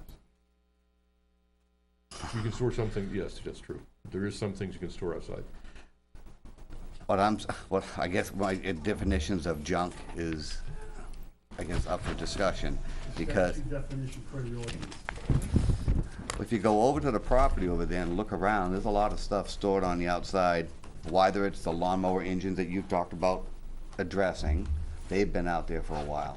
The other vehicles that are all stored in that area, the disturbed area over there, that stuff stays there for weeks on end That's his business. It's a permitted use of storing things outside. of stuff he works on, yes. Well, it kind of defeats the whole purpose of not having anything, Well, you can't work on an excavator inside a building. That's just can't be done. Why is that? Well, you can, but Nah, I was just gonna Okay. ask, there are some, you could build a big enough building to work on it inside, yes. and that seems to be where we're going, so that's on that. So the oil, gas separators you guys are gonna be addressing, They're on the plan. they're on the plan, but you guys are not addressing them per unit. Oil and gas separator in the catch basin is on the plan. Floor drains and the tank outside are not on the plan. Okay, and you guys do not lean that way? It's on my list, things to talk about, but I'm not leaning that way, no. Okay. In the last meeting, there was talk about having a hydrologist. You did talk with someone, did they actually come up with where they suggest, or is it just gonna be, well, there was a well over here, and, because we haven't got a chance to see the new plans as abutters. Right, so I it's haven't kinda hard, it's kinda hard for us to see what he's already proposed from what we talked about last time, but the word was last time they was gonna look at a hydrologist. We looked at soil samples and water samples. We haven't heard anything about. My understanding is they've talked to a geologist, hydrologist, and they're proposing 2 monitoring wells. And the monitoring wells are One is where on the plan? One is on site by the existing building, The existing building being the one- L-shaped building there? Yes, the L-shaped building. And the other one on the detention pond clear to the side of the river, or closest to the river. Because this would be downstream, that would be in the middle of the existing site. How deep are these wells? That's a question I was gonna ask later. Okay, because my concern is, once, we want to get the wells in, we want to know what's already on the existing property, because it hasn't been well taken care of over the years, and we'd like to make sure that we're not starting with a bad product to start with. Now, I'm gonna say something that's probably gonna make a lot of people upset, Yeah. but I'm not trying to upset anyone, I'm just gonna, I worked on a site in Bedford 15 years ago, and everybody said this place is nasty, they stored school buses there forever, there was junk school buses, there was literally a 12-stall garage that my client was gonna tear, it was gonna be a residential subdivision, he was tearing down this garage, and we spent thousands of dollars getting soil tests done, and I'm not saying he shouldn't get soil tests done, I'm just telling you what we found, nothing. There was stains in the garage, Mhm. in the garage floor, dirt floor. Tested the dirt 6 inches down, nothing. Right, and that would And be I'm not great. saying- I'm That not would be a saying- great thing to know. I'm just saying, you may be getting upset about nothing, if we do some tests and find nothing, please don't get upset, because it's happened before. This site in Bedford, I'm talking about, had school buses for 80 years on it. Right. And Well, but see, that's the whole thing. I mean, we do my need- big thing we has do need to been the find out fact what's that there. I'm concerned about the water. Yep. The type of businesses, I'm being led to believe that it's gonna be more the same as what's already there. That's how it seems to be based off of, that there's already, a welding place, and the crane place is gonna move over and take over a whole building. So it's gonna be the same stuff, but on a bigger scale. Pretty much. Could be the same type of businesses, I'm not gonna say the same stuff, yes.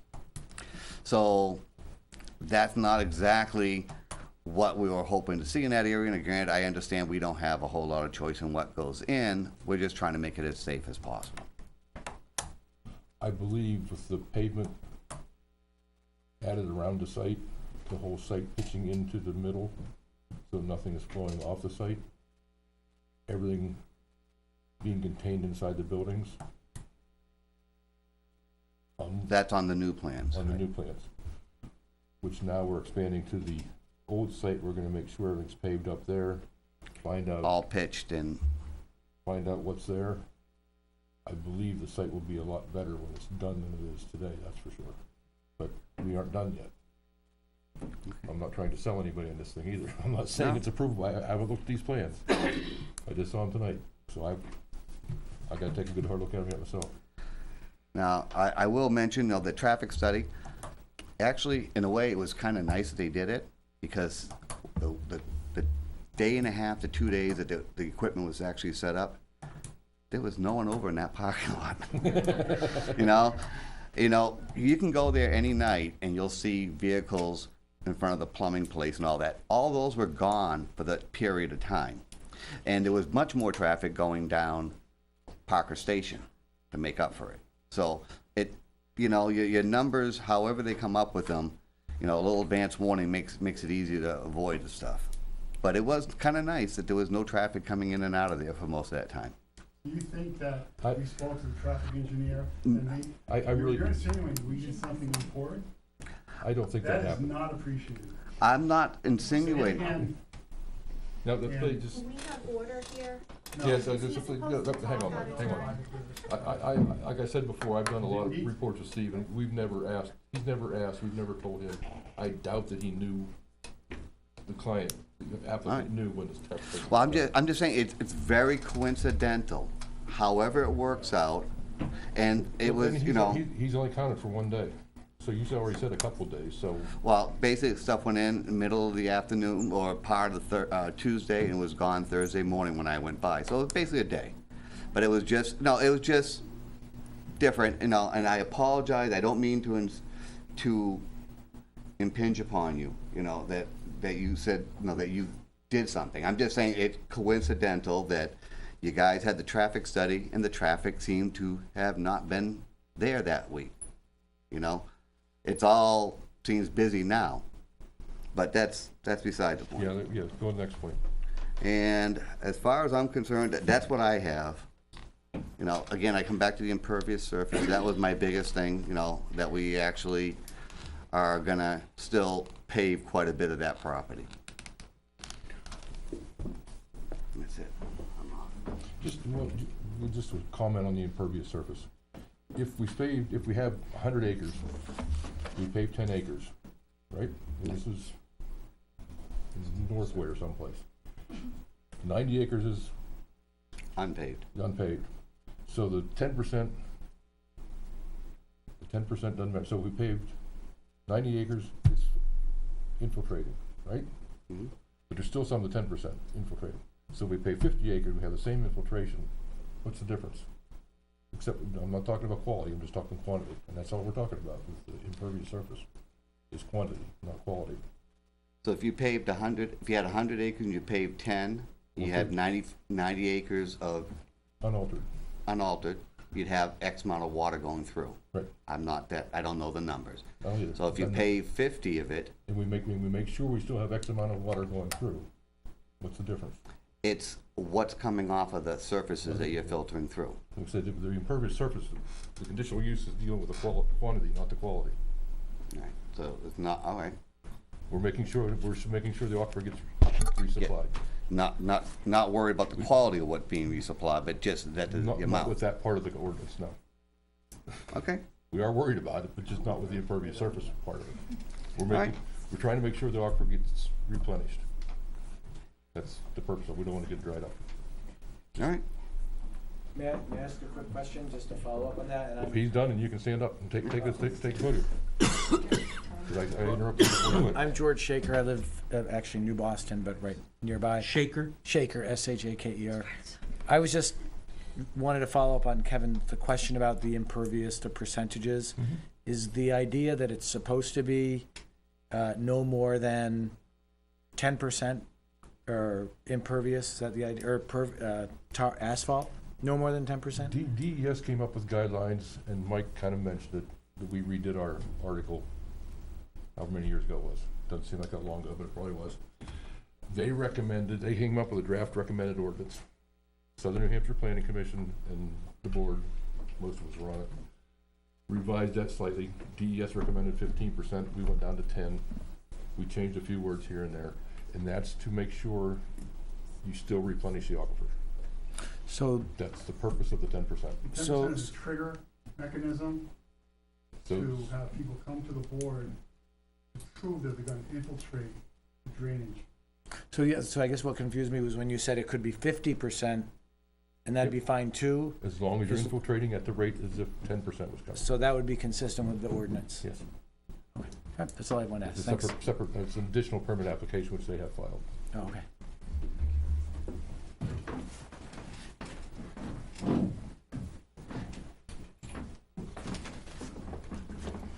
David Nelson of 10 River Road. Before I get on to anything else, I just want to know if you would form a small committee about the historic overlay at all, if anything had been, I had mentioned about that a meeting or two ago. No, I have not done anything about that yet, but I've written down like 3 times, so I will not forget. Okay. I promise. I just, what I was hoping to be able to get things, the ball rolling on that, so that, After you're done talking, come over and write your phone number down so the whole world doesn't get it, and Yep. we'll get something rolling. okay, perfect, thank you very much. And I haven't seen the new plans, I didn't know if they had, changed the, size of the area on the snowplow area. I know this before, that was quite small and could nowhere near begin to hold the, volume of I snow. noticed it had changed. I don't I know either. I haven't seen those, I know it was quite limited.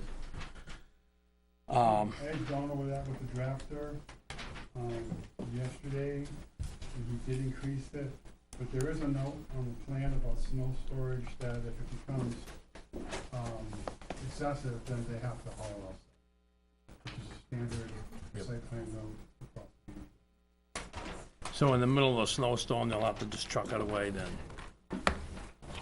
Well, after the snowstorm when they're cleaning up, like some towns do, yes.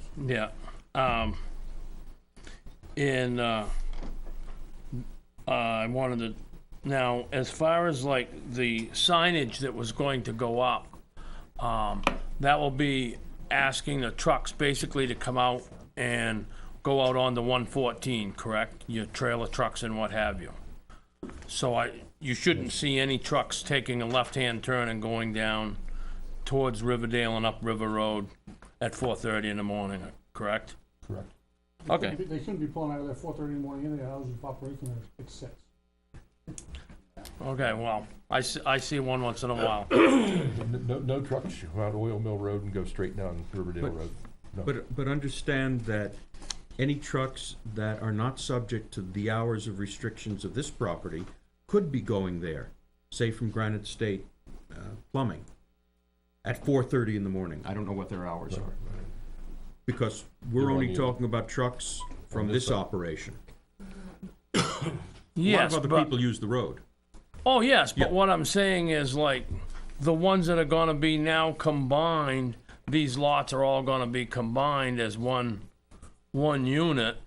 That's going It's all gonna be one entity, that's going to include all traffic, not just this site. and it will all be one, All of the Everything. vehicles on the entire site, yeah. The I don't care existing about pickup trucks, don't matter to me on those. all of the vehicles on this entire site will be subject to that sign. Everybody And the will- hours of sorry, everybody will. And the hours of but the hours of operation only apply the to site. this site. Right. So the existing sites that are already there, No, when I say this site, this site has two parts. What their current operations, yeah, that excludes Granite State Plumbing. I'm just talking about the L-shaped building and the new building. Okay? That and the 5 new buildings, is it 5 or 4? Yeah. 4 new buildings are the yeah, so entire it basically includes the two buildings and the crane company and, site. Right. that okay, will no all- problem, yep, that's okay. all I wanna know. Cause I see the crane company go up quite often up by my house at 4:30 in the morning. Well, everybody including, Cross that bridge, we've never once crossed that bridge. Not with the crane, I see the trailer truck go up by. My trailer Yeah. truck goes out let's not go back and forth here. once a month, and we don't. I see it, I'm not blind, I got it on video Okay, camera. let's not go back and forth. What- Okay, and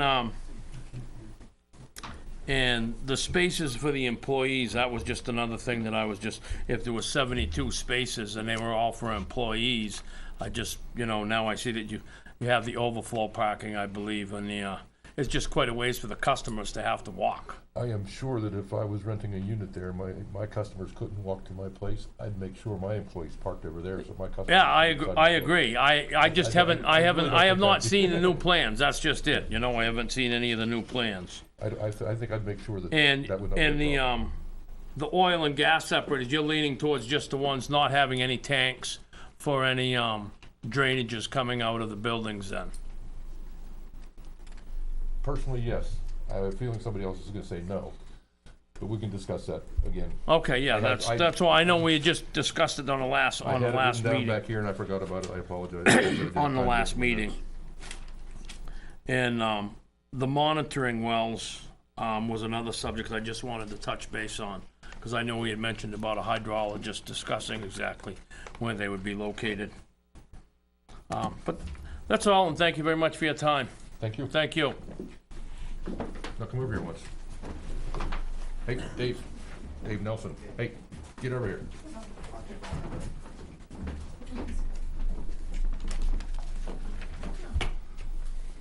Please.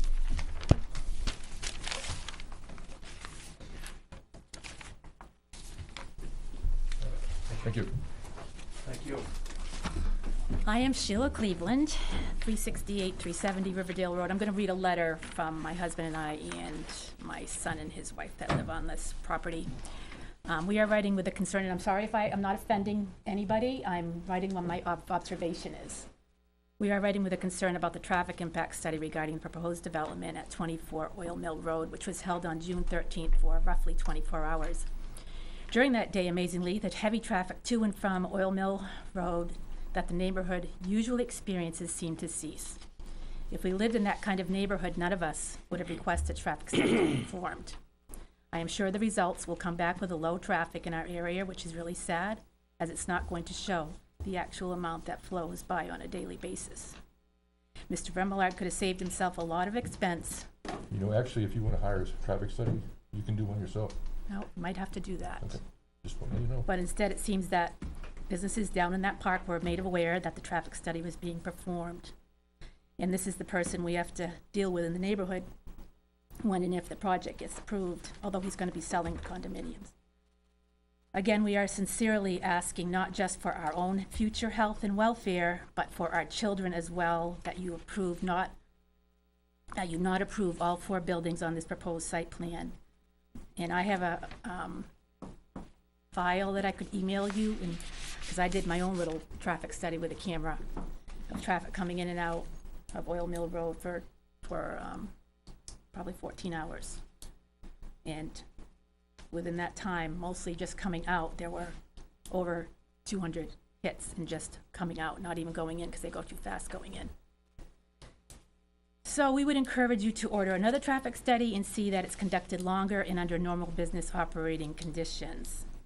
And that traffic study didn't include Riverdale Road that goes down to River Road, which was, in the last minutes, you had said you wanted that to be included as well. Pardon me? We included both intersections. I'm just gonna just see what the notes are here, where it says Riverdale.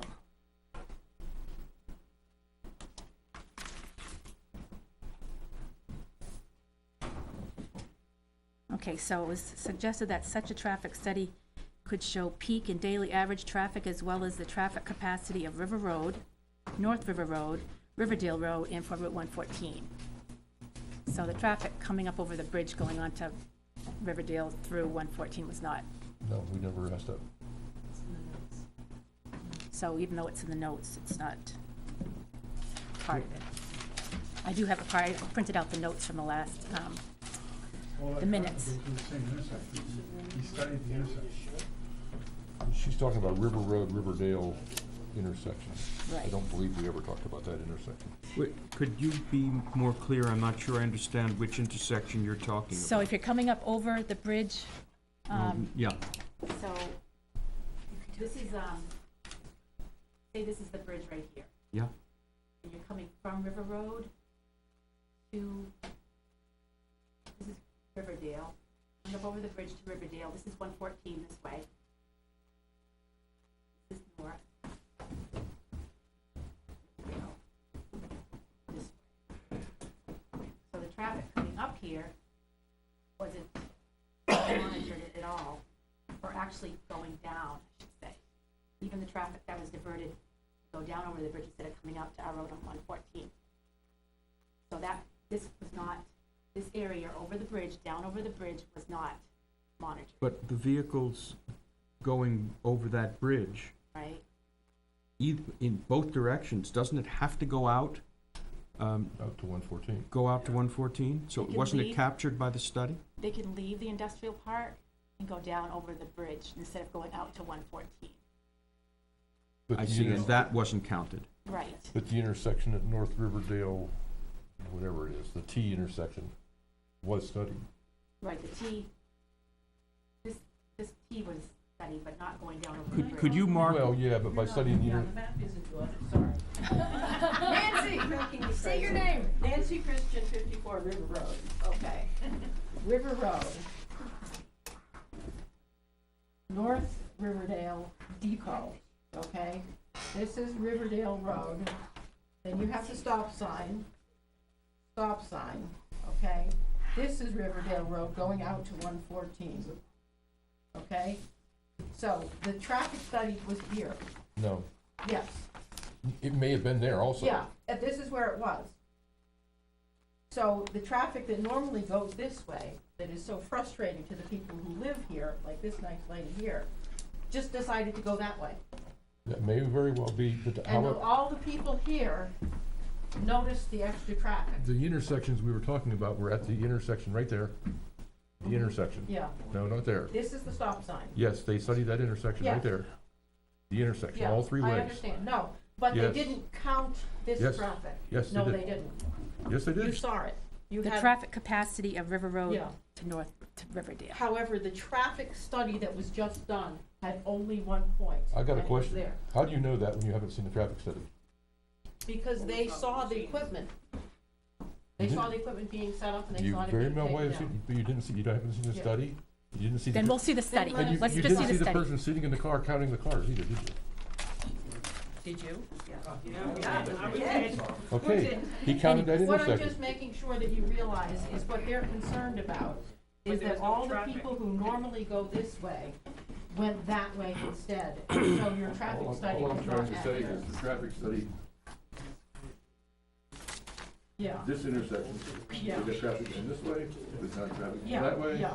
this way, all four ways. So nothing. And this intersection, going this way, this way. All right, we'll just look at the traffic, we'll look at the, we'll look Then what at we it. need to see is the traffic Not study. gonna, I'm not gonna go back and forth. I don't disagree. The traffic study studied that, is what I'm trying to Okay. say. I was trying to read that at the beginning.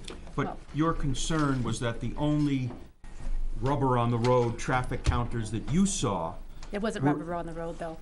well, whatever it Yeah. was in one location. And what we don't know is what other locations were used, what DOT data was used. Right, and it wasn't only one location. I saw where they. It was where they multiple were. locations? Yes.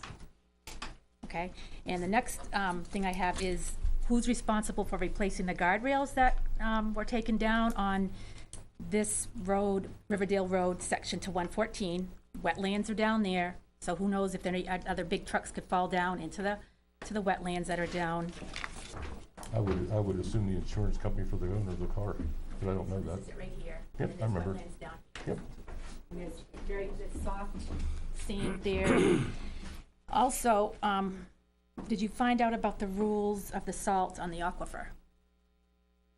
No. Because that was another thing that we had talked about a few meetings ago as well.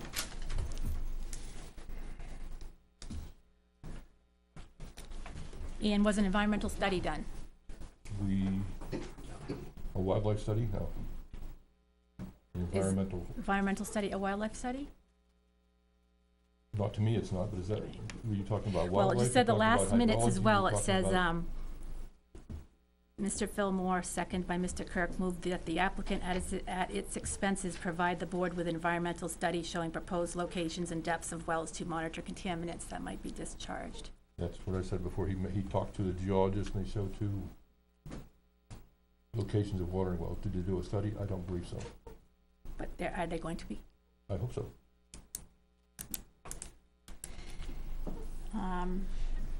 And just to make you Shouldn't aware have said there, hope. That's the wrong word. what's that? Hope was the wrong word, by Okay. the way.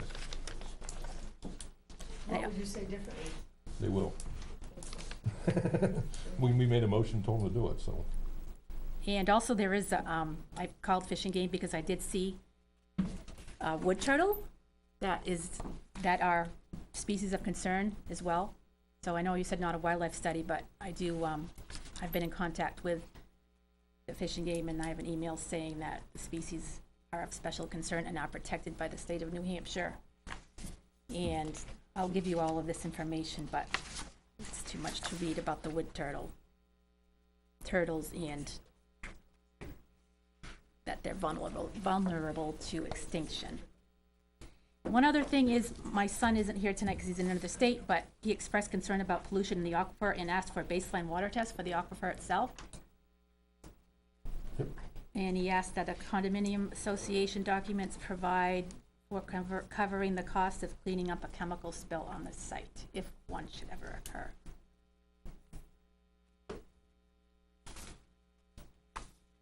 And I think I've used up enough of your time here. Thank you for listening. And I just wanted to add these to the minutes, I know my letter to the minutes of the meeting. Thank you.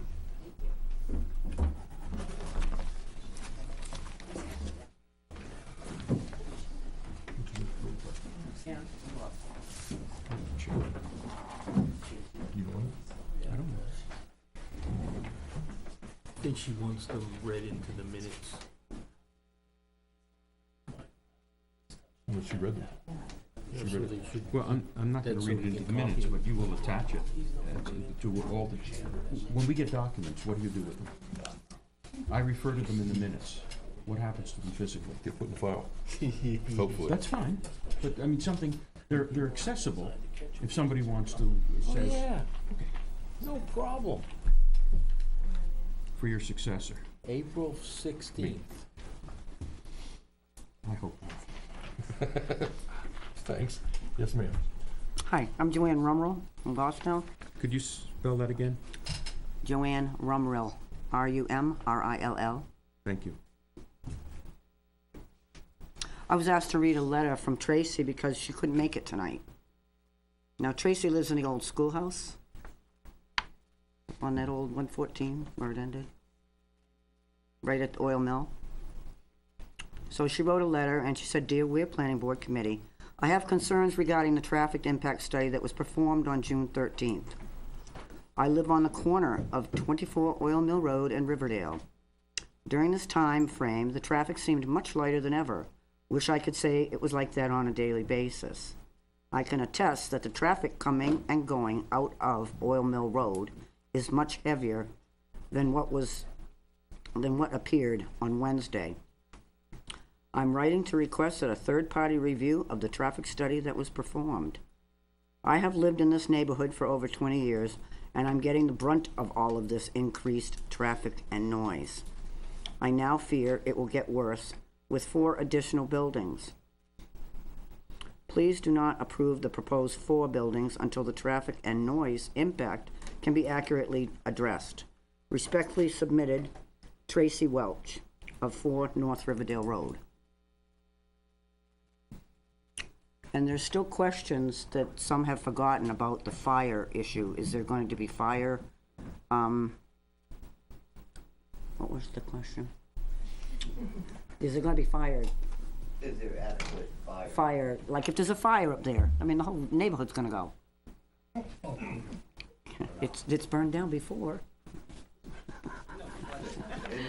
In the past, the whole neighborhood went. In the prior meetings, there had been questions about the fire protection.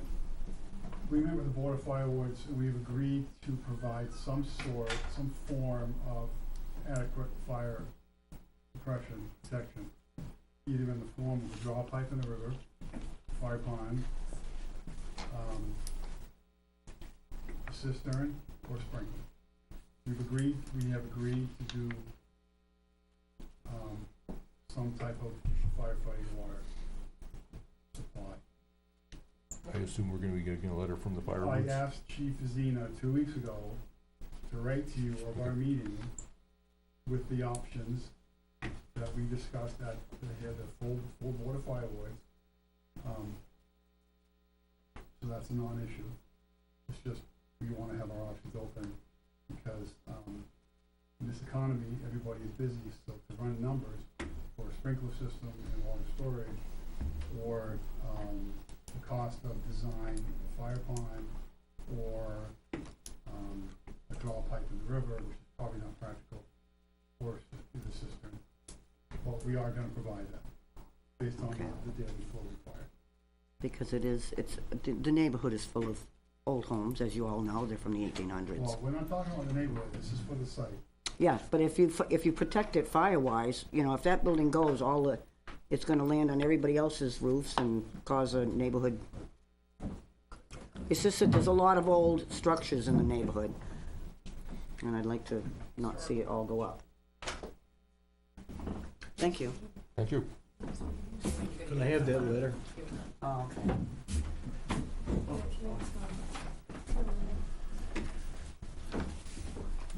You want the name off of this thing?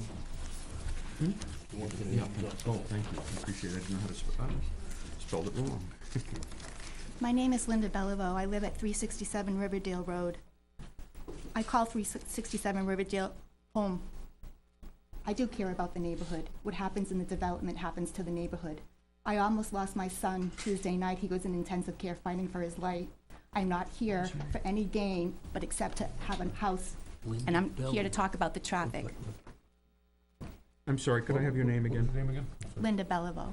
Thank you. I am the Weare citizen who lives on the stem of the T that is Riverdale Road. My name is Linda Beliveau of 367 Riverdale Road. I'm here tonight to make my statement that there is a tremendous impact generated by traffic doing business in the Riverdale pit. I do not comprehend how any more traffic could be sustainable for roadway safety. The approval of new development should be withheld until explicit traffic impact data can be shared among all stakeholders.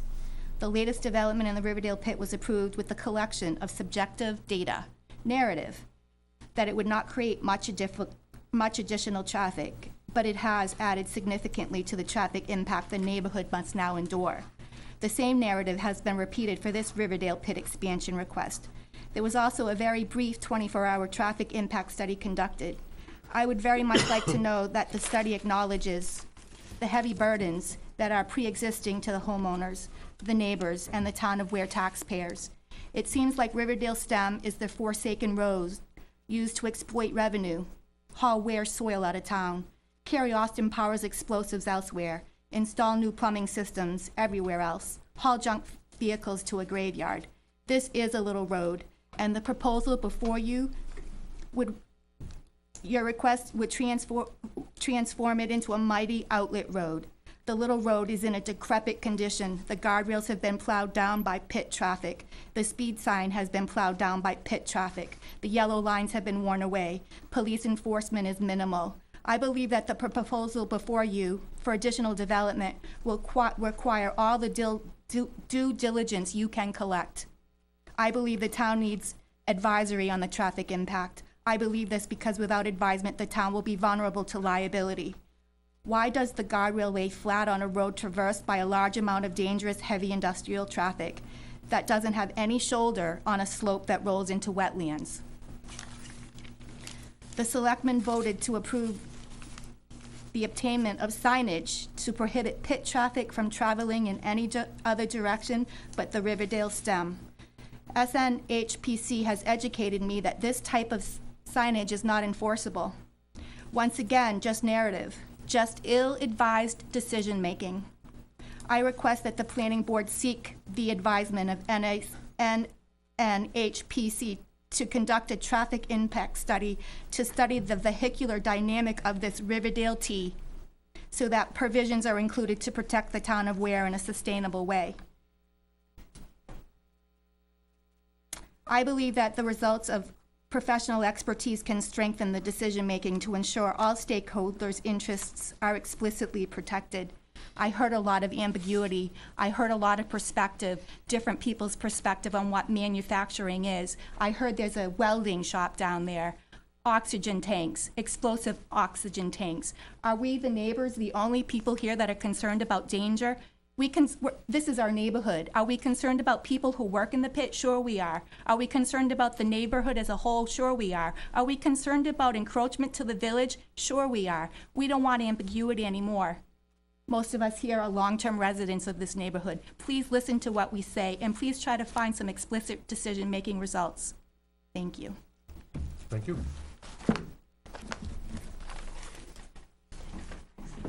Can I have that, please? It's handwritten. It won't be in the records unless I have a copy of it. I find offense to what you're saying to me, that it won't be in the records. I think that Neil is taking minutes. I am, but I'm not taking an He doesn't exact take copy of what verbatim you say. minutes. Could you So type the that up? ambiguity that exists must cease. You So can tell type me it- what you can need. type it up and- What would you and like? If give you it can to type me. it up, just give it to Chip, and then we can include it in the record, Okay. okay? So the people will actually read, see what you actually said. Okay. Thank you.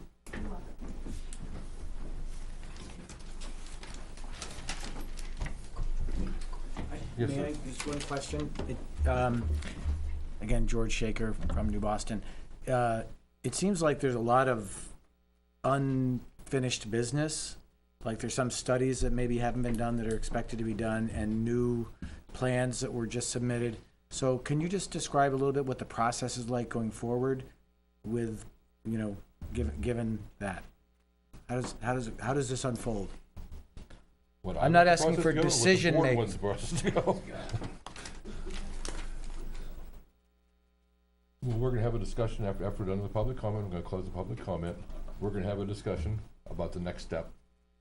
I know we aren't gonna approve it tonight, well, I shouldn't say that, I'm not gonna vote to approve it tonight, because I haven't looked at the plans. We will find out very shortly. It's a board decision, so I can't really say what the next step is going to be and what the Okay. process is gonna be. All right, thank you very much. Well,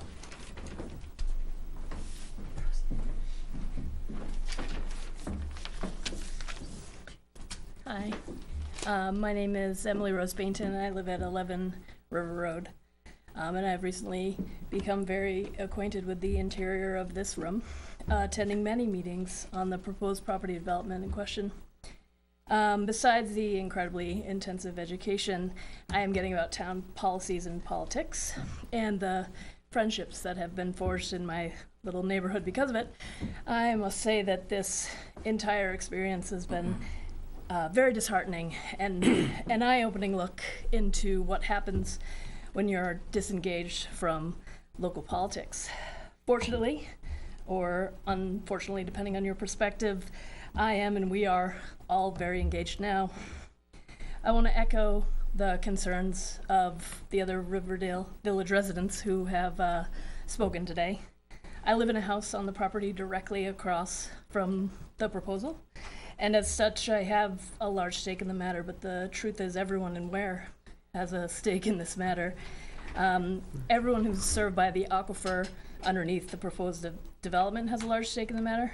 And the concerns that I feel are most important are the ones that affect the health and safety of the town and surrounding areas. In my opinion, the landowner currently has proved himself to be an unwilling participant in the current laws and ordinances in place, and has taken the opportunity at seemingly every occasion so far to not take our concerns seriously. The disturbed areas near the shoreline, the equipment and materials that are being stored right next to the river, 25 to 50 feet at best. Over the years, I have seen heavy equipment stored here, trailers like the one that's stored there now that says Granite State Plumbing on it, all sorts of things in between. Rusting and leaking straight into the dirt. The town needs to assess and revise the contamination and spill plans provided. I want to note that it's a hell of a lot easier and cheaper to prevent a spill than it is to clean it up. Did the landowner hire a hydrologist? That's been spoken about today. Did he take soil samples? Did he post a flag at the height of the buildings so we could all see the site would be visible to us or not? And I just want to note that the water well that was tested is upriver from the site. So my point is, what makes you think this landowner is going to ever do anything the law or the town suggests if he can't even fulfill these simple requests? I just keep going back to the point that the current landowner is essentially a bad actor and has not followed the law or town ordinances with the property he has already developed. Why should we believe he's going to do it after the town approves this? I realize it's wild to think that 25 people or so from a neighborhood could infringe upon a fellow property owner's rights to do what he wants with the land he has already purchased. I'm not here to inflict new penalties or fight for new laws or ordinances or changes to the rules of the game that we're already playing, but I'm here to ask that the current laws and ordinances in this town already will be. I believe that allowing this property owner to continually balk at the restrictions already in place while also allowing him to expand unhindered into this town will do the town, the people that live here, and the surrounding towns a great disservice. He needs to clean up what is there, fix what's already broken, and show us that he's willing to work with us and follow the recommendations, laws, and ordinances that are already in place before this project is approved. Thank you. Thank you. Emily, may I have your last name again? Bainton. Spell it. B-A-I-N-T-O-N. Thank you. thank you. Hi, Yes, ma'am. Jessica Nelson, 10 River Road. So I'm gonna kind of go on what Emily just said in regards to the current owner of that property. We have made several complaints. That's what we were asked to do about the oil spills, about the ordinances that are not being complied with, the outside storage is not supposed to be there. There's been no attempt to clean it up. His engineers listened to us and our concerns. We've showed you photographs of what the existing property looks like. There's been no attempt to make it look any better, to fix the problem, and he's had months to do so. Has there been anything done on our complaints? We haven't heard back. Have you asked them to clean it up? Has anything been As done? a matter of fact, I have. It has Oh, good. also been taken to the selectmen. Don't get upset with me, Chip. I'm just asking if it I has. know, We haven't heard I'm from listening you. to a lot of people who are upset with everybody. And I've sat here and listened to it now for 3 or 4 months, and I'm getting upset. Okay, we haven't heard back if anything's been done on our complaints. Nothing. So we're asking, has there's been no attempt to clean it up? Every week I go there, take photographs, it gets worse. It's not getting better. That's our concern. That's our drinking water. We're concerned. If he's not making any attempt to clean it up now, and what's to say that he's gonna comply once the new place is up there? Because how long has it been now since we filed complaints? A while. A long time. And nothing's been done.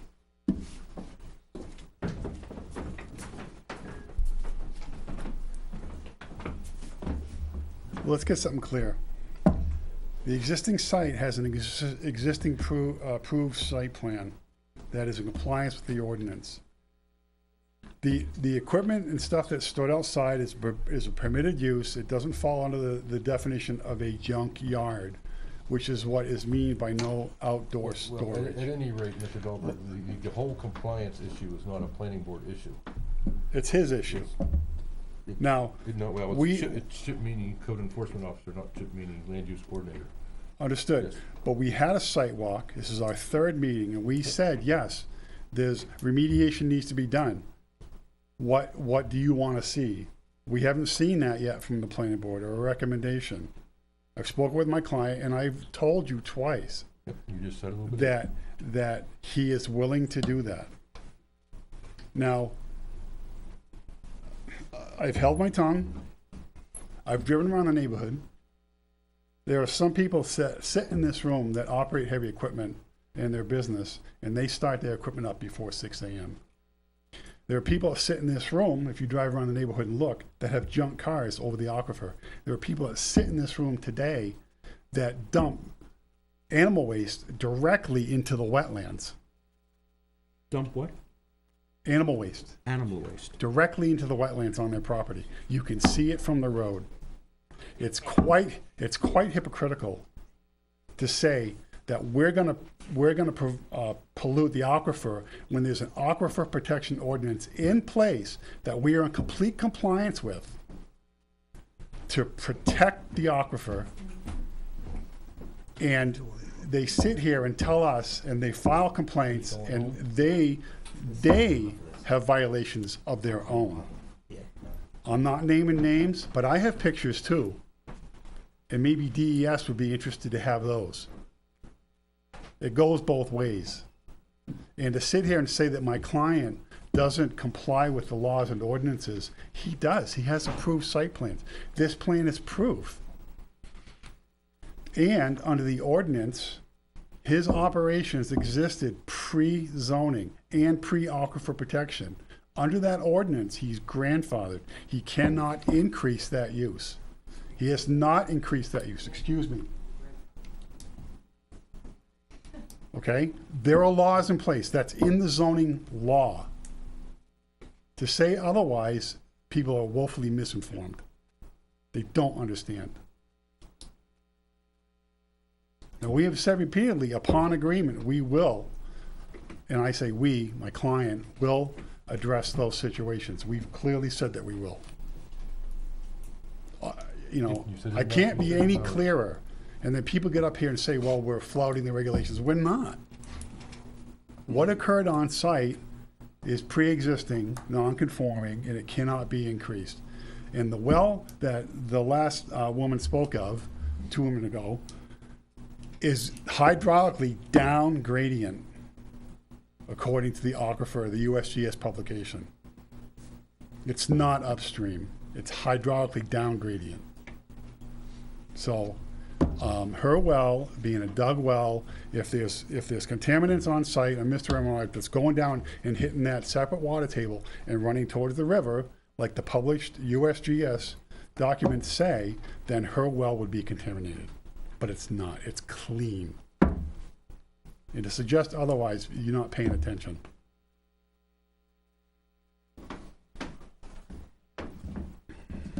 You have an ordinance in place. We are in complete compliance with our proposal. And it was beefed up in 2011.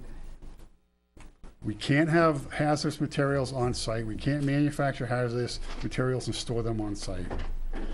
There's a note on the plan. There's going to be a section in the condo docs that are going to be recorded, so everyone who goes, and there's the disclosure form when they want to buy, it's clear what uses they can undertake, what they can't, and they buy it at their peril. Period.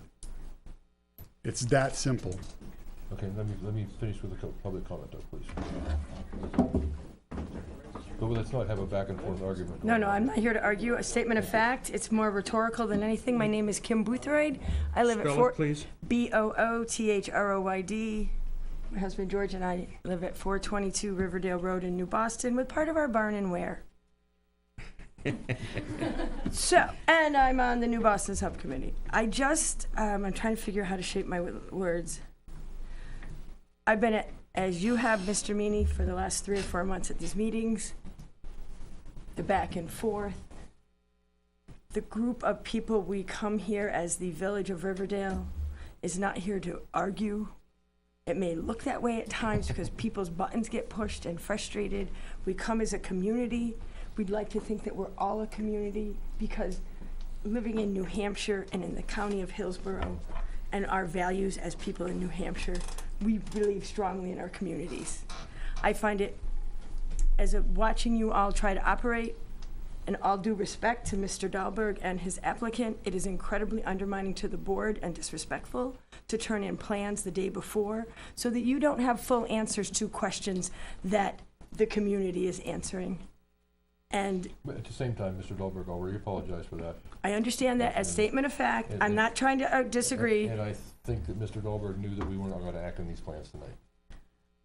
That is just clear, but as we've gone through all of these phases, and so something I heard tonight, and I'm just speaking as an observer more than anything, is that, so in fact, you all requested a environmental study. I believe it's a hydrological, but it may have been environmental. Right. Yes. The response from the applicant was that, well, we talked to a geologist, so that makes it okay. And so that's not, just hear me out. I'm actually speaking for thinking about you all, and that's undermining to you and figuring out what you want to do as the next steps. And so I'm just, as a statement of all of us here, of trying, hopefully someday, to work this through together. And ultimately, we know we can't stop what's gonna happen, but that as a community, whether it's an industrial or homeowners or the planning board, that we're all in a respectful space together. That's all I'm saying. Thank you. Question. Would it be possible for you and this community to put down in writing what it is that you would like to see with respect to this proposal that would address the concerns which you've raised, let's say in general terms, the traffic, the concern about the aquifer? The environment, the wildlife. Whatever it is, but in specific terms, because our ability as a planning board is limited because we have an ordinance that we have to enforce, and we have an applicant who has a right to use his property in accordance with that ordinance. What we can do is place conditions on that under some general language in the ordinance about the best interests of Weare and things like that. Yes. But it would be helpful to us in reaching that decision if we, at least for me, yes, if we could have something in writing that was very specific For example, A bulleted list, or? that would be great, and Okay. with perhaps an explanation if there is some And would you like us to variation. cite ordinances that go with it, or just more No. in general? It can be in general, you don't have to cite anything. I like to do research. If you'd like to cite things, please be our guest. But let me give you an example. The applicant has proposed certain hours of operation. Yes. If for some reason that makes no sense to you, it would be helpful to me To know why. to tell me why and what your proposal is. What would make this more reasonable for you? Wait, so, and what I'm hearing you say then is you'd like a condensed piece about why, and rather than, how do we do this at my job? Coming up with solutions rather than just saying, y'all come up with solutions. But just giving some ideas of what we think would be feasible, acceptable. Not feasible and acceptable necessarily, what you folks want that would alleviate the concerns that you've all expressed so frequently, and so with such heart in them. Yes. Okay? It just, Yeah, I totally it's not hear a you. promise that they will be implemented, but we need to know that. Or at Yes. least I need to know. And we understand that they may not be I think implemented. I know that, that's okay. Well, if you know that, you're All these, ahead of all me. these notes. But not the specifics. I'm looking for specifics. If it's not 6 to 6, but 7 to 7, tell us, or tell me. If that's gonna be done, it better be done real quick, What do you mean real quick? in next week. Your timeline, we need it in 7 days. When do you Yeah. need it? In a week, What's I mean, today? today's Thursday. I will have it to you The- by the end of, before the 4th of July. Great. I think it's unfair to I think it's unfair to the applicant to be doing this personally. Well, No, they need it in 7 days. We have to, we've been meeting now for 3 months, as everybody knows. It's How- time. However, maybe it's 4, I don't know. It's been a long time. The applicant has spent a lot of time and money and effort, as we have, as you have, as we all have. I think to say, just wait a month to hear what these people have to say now, when nothing gets new. Most of these notes are what you people are talking about. Yep. It's not notes to me, it's what you people said. I mean, Sheila Cleveland, Kyle Cleveland, Mike Nelson. But, Mr. Chairman, while they've expressed their concerns, they've been expressing their concerns in generalities. We have to operate in very specific details. 6 to 6 or 7 to 7. It can't be, I don't like the hours of operation because it's too noisy. That's, we understand what you're saying, but that isn't helpful for us in reaching our, at least for me, in reaching our decision. Thank you. Due to the holiday that's disagreeing. coming up? Yep, we all have the holiday. Yeah, I'm saying. I have the holiday, the applicant has the holiday. No? Okay. Never mind. Thank you. Yes, sir. Hi. Hi. My name's John Howard. I'm from Bethlehem, Connecticut. I think I know all you people, by the way. Ron Howard. Haven't met me yet. No, they didn't know you, that's for sure. My son lives at 11 River Road. My question or request has to do with what was discussed during the meeting relative to a buffer. The gentleman in the middle questioned about the size of the trees. It's my understanding that on the walkthroughs that were done, what was promised was that pieces of wood would be put up that would show what the height of the eave was and what the height of the building, and that didn't If I occur. remember correctly, you guys wanted a balloon put up to the height of the building. But we instead went to a stake put in the ground and it said how high the building was. The But- buildings are about 7 feet above the ground at those stakes. We never said we're gonna put a balloon up. Okay, or a well, flag. to get a better sized perspective, it would probably be beneficial if the eve is what the gentleman said it is, and I have no reason to disagree with that. Just put up a board with a white flag on the end. Stand in the area and see where you can see it. Do the same with the peak. It'll cost you $10 for lumber and nothing for a couple of handkerchiefs. Just a suggestion, so that people have a concrete idea. Because if you say to people in this room, how far is that wall from here? Some people are gonna say it's 14 feet, some people are gonna say it's 17 feet. And so just to give people a concrete idea. I understand. Thank you.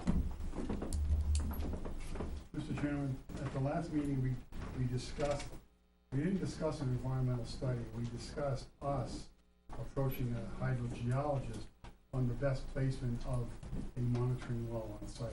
We didn't talk about doing an environmental hydrogeologic study.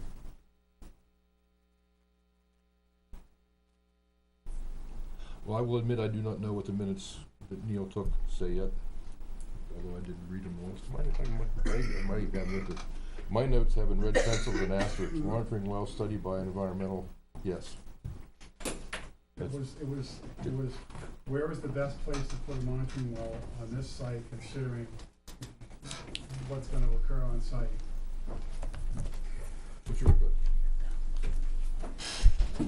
What's everybody's recollection? Let's get this over with. Read the minutes. That's my recollection of my statement of what happened.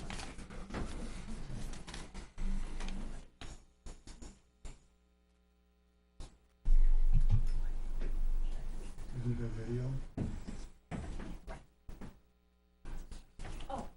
Yeah, probably is a YouTube video. The minutes are not complete, the minutes are truncated. It doesn't have every, it's not verbatim. That is correct. It is And- definitely and not verbatim. My very strong recollection is we agreed for us to talk to a hydrogeologist to figure out the best placement for a monitoring well to monitor what's gonna occur on site at the new building. New buildings.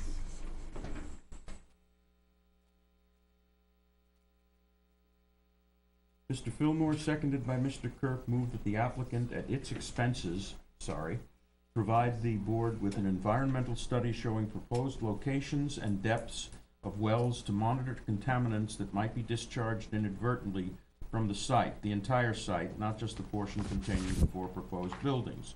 Motion carried 4-0. What was the date of that meeting? What was the date of that meeting? May 24th. So according to the minutes and my notes, we did ask for the study.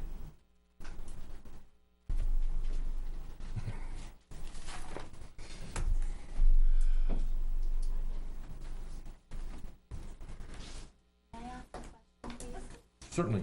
Please come back up to the podium, though we have a large television audience. We might in YouTube. That's the way we're going. When are you going to approve the minutes from the last meeting? When we have more members of the board here to do it, for one thing. Okay, so it won't be tonight? No, it won't be tonight. Okay. And as I told board members when I sent the draft minutes out, these have to be read carefully because this is complicated and one person hearing it may not get it all, and what he gets may not be all right. So we need to check those. They are draft minutes. And it's very difficult, I will attest, to take minutes and participate, it's very difficult at the same time. I've tried it myself. Anybody else like to speak from the public? Hearing none, I'll close the public comment for now. No. Where was I?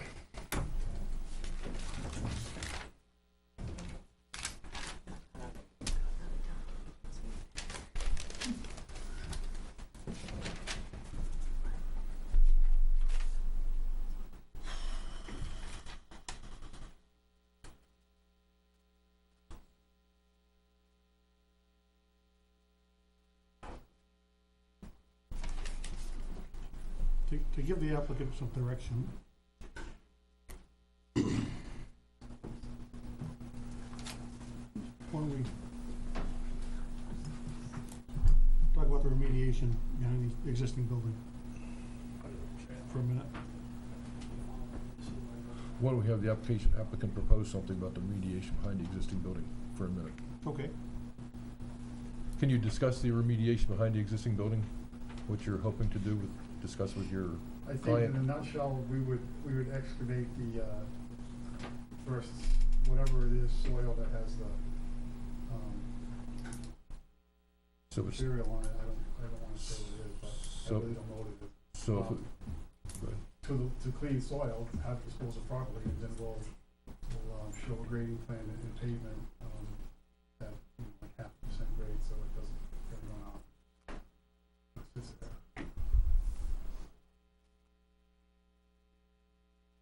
I can firm that up on the plan. I have spoken with Mr. Remillard regarding that exact situation, and he has agreed as soon as the planning board has determined what we want him to do, that he will do it. He has proposed to remove the top layer of soil, remediate, and dispose of properly. And is it the intention to continue the same use on this now newly graded and paved area? Yes, they're permitted uses here. They're conforming to your,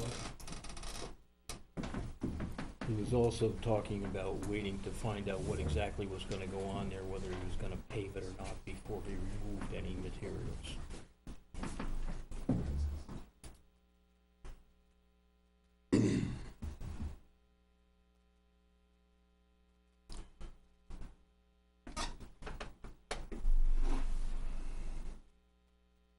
all that.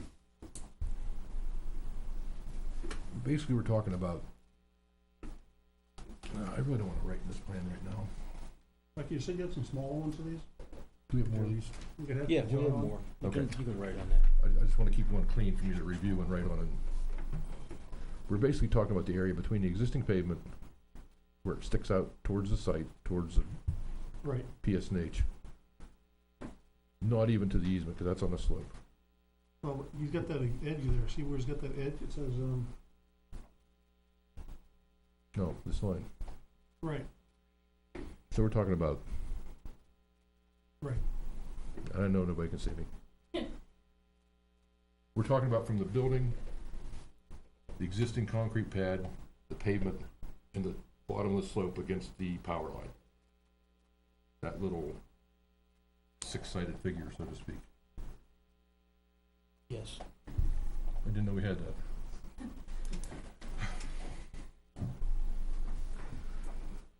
South of the existing L-shaped building, that little green area. Somebody go and touch it. The east. Southeast. Yeah, southeast, yeah. Whichever. This area. Is what we're talking about, right? Mike? Yeah. Basically, there's a slope, slopes down to somewhere in here. Right. We're talking about this area. Yep.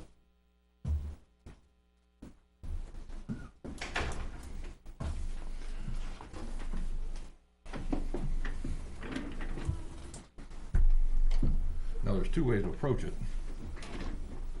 At least. No, it's more than that, I'm sure.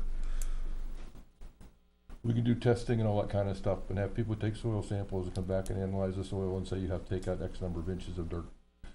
And yabba dabba do. If Mr. Remillard is willing to do it, as soon as we tell him what we want it done, means he could do it rather quickly. Possibly. Yes. I mean, obviously you gotta contract everything.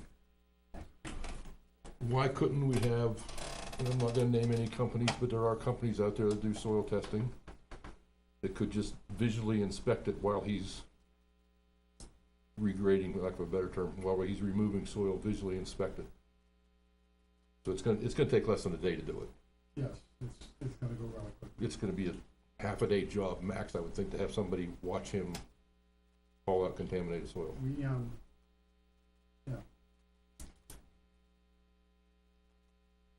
I would prefer a third party, obviously. I would think that that would be an easier and cheaper way to go long-term, rather than hiring somebody to do tests, go out and do the augers, test the soil every 3 or 4 inches, say, well, on this site it's 12 Right, inches. You're this- gonna spend more just determining what's, Yeah. what's We're only the- gonna go down 6 to 8, 10, 12 inches anyway. Right, but the report's gonna come back and say, in this spot we found it 6 inches, this spot we found it 2 inches, in this spot we found it 12 inches, and it's gonna be, somebody's got to watch it take it out. I would think that we would excavate until we hit clean material and have the inspector say it's clean, do a sample, and As long as the inspector is qualified to do such things. I don't want, a person in my capabilities would not wanna do that. no, we Okay. would contact with, There's several companies I can think there's a of. whole bunch of, there are a Right. whole slew of, Yes. and the material will be disposed of. we would come up with a cut sheet, Properly. that says this property avoids this schedule. And honestly, most of the time, if it's gasoline, contaminated oil, Right. they spread it out on the ground, let it evaporate, then they mix, if it's oil, So they bring it up to Loudon and burn it. yeah. Or really put it in the road and pave over We're it. talking, honestly, we're only talking about that. Mix it with the asphalt, Yeah. repave. Not even a dump truck load of material, maybe less than that. 6 or 8 inches, is only gonna be 10 or 20 yards. at the most. You might be talking about more than one truck, but yeah, it's not gonna be much. Well, how do we wanna proceed with that?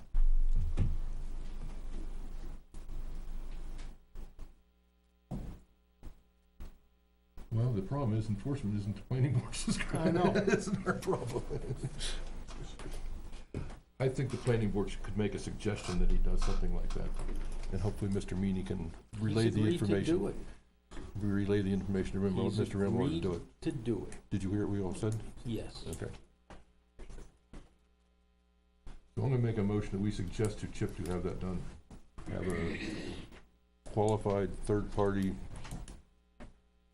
environmental engineer inspect the site as he's digging up the existing material to make sure the contaminated soil is removed. Now, one of the other then- questions that has arisen during this whole thing is what's gonna happen when they put the things back, because they are grandfathered, they're allowed to be there. He's gonna pave it first of all, before he puts anything That's the back. second- that- But then he's into your 10% rule, so. No, Chip, No. relax, we'll get to that. That's gonna be phase 2 of this whole thing here. It's already compacted. Because he's gonna have to pave it.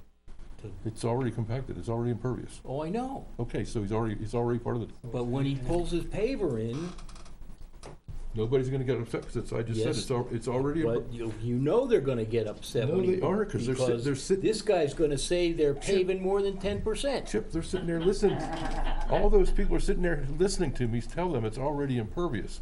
It doesn't matter if it's paved or not, it's impervious today. They're listening. Right. They're hearing? Well, I don't know Or about that guy, but he Is is. it sinking in? Does anyone understand this? This guy is a fellow Marine of mine. You know, you gotta take a rifle butt and hit him in the head with it to get him to understand it. So, let me, so what we're going to have done, That was all in jest, you understand. Kevin and I speak the same language, and I was talking to him. so, at the end of the day, everything will be the same as it is now, visually, No, it'll be with paved. one exception. Instead of whatever is happening now being happening on compacted soil, it will be occurring on tar? Pavement. On pavement. That's the only thing that will change. Visually, it won't change. Functionally, it won't change. But whatever's happening will occur on paved soil, on paved ground, and any tainted soil will have been removed or otherwise made untainted. Is that correct? That's, Any contaminants will be removed, yes. and this will have no impact on his calculation of meeting, it won't affect the calculation Well, he for doesn't go purposes of meeting along the the line 10% shown on this rule. plan. It's already impervious. Okay, so we have a motion. I'll second it. Do you need more discussion, Bruce? No. Okay. Do you understand what we're trying to say? It'll be done tomorrow. On Friday? No, we need to get a third party to watch. Third party contractor first. It'll be done shortly.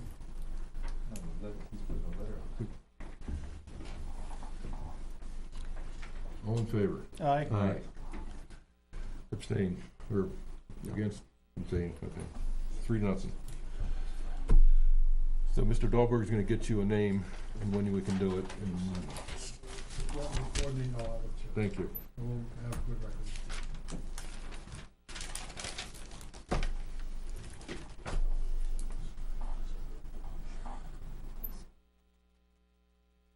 And that motion was to recommend to Chip. You made It it. was not, you made it, so. Yes, I made the motion to recommend to Chip. I wasn't making the motion to That's correct. tell Mr. Rimler to do something. No.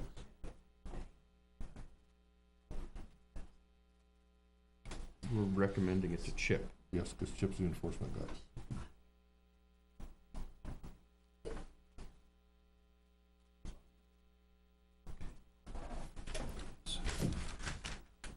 And this has nothing to do with the application.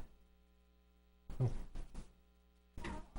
is about his enforcement and their complaints, obviously.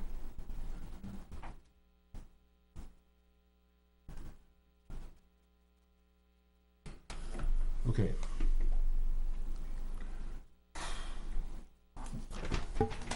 We do have a,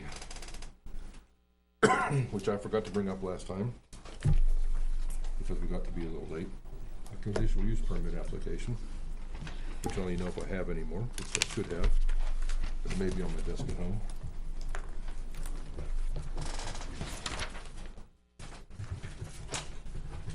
That we should have at least accept as complete to get that on the record.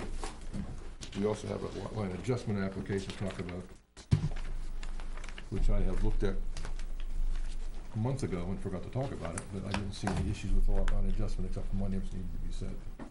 I know you aren't gonna look for, you don't care about the lot line adjustment getting approved until this is approved, I assume. You would prefer it all one night. You do it all at once. I just wanna make sure that we don't forget there's a lot line adjustment application to go with this, and we do have a conditional use permit that if Chip can find it here shortly, I would like to look at it, and at least accept it as complete.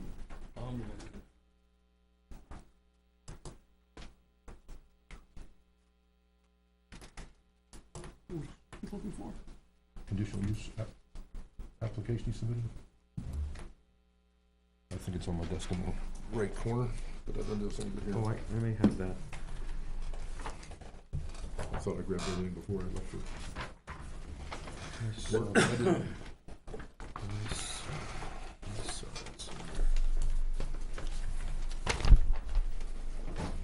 Yeah.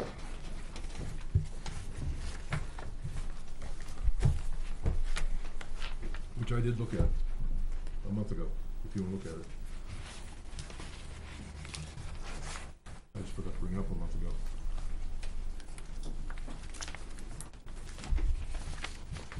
Did you get any more correspondence from anybody? To make sure we missing anything else? I was looking at that thing today.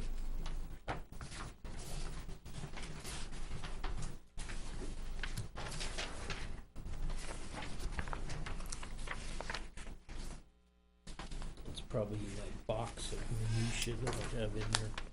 Well, it seems in the pile in the corner of my desk. That's exactly where, shall I go get it? Yeah. They found 2 copies. Is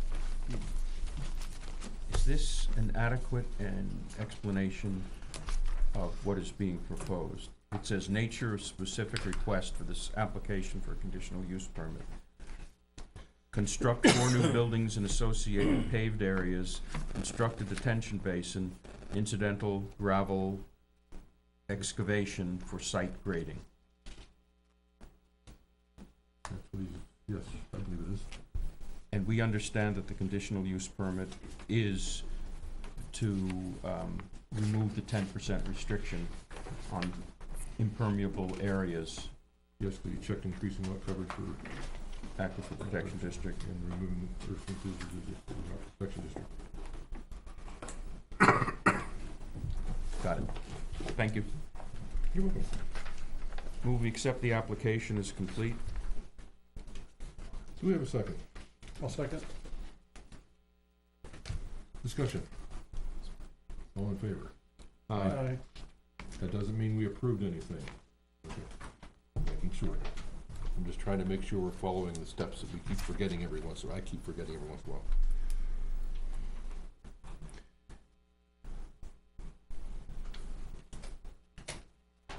We've already accepted lot line adjustments complete. And the site plan. And the site plan, right. So that step is done. Back to direction to the applicant.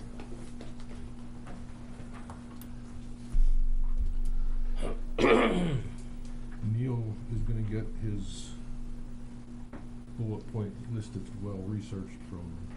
Not just to Neil, send copies to Chip or whomever it is, and he'll Yeah, distribute it to all of us. But This is not a private. No, send it to Chip. Yeah. Email, give it, hand it, whatever to Chip. Chip can disperse that to the board members and Mike. Please. That gives I Mike. have started including him on my CC list of the minutes. Good. That will make sure that Mike has at least a couple weeks to look at it. I still would like the hydrology report, and Mike's gonna have some kind of discussion about what to do back in this, inside the chain link fence area, to the north of the existing building. And to be blunt, I need time to look at these plans. Yeah, I do too, but there's one more thing I wanna talk about. What did you say about these plans? I need time to look at them.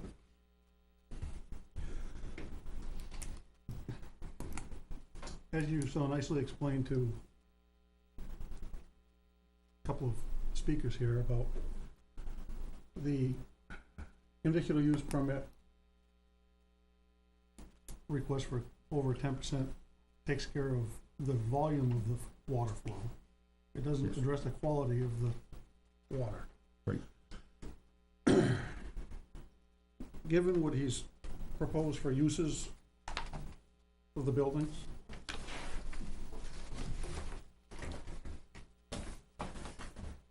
I really think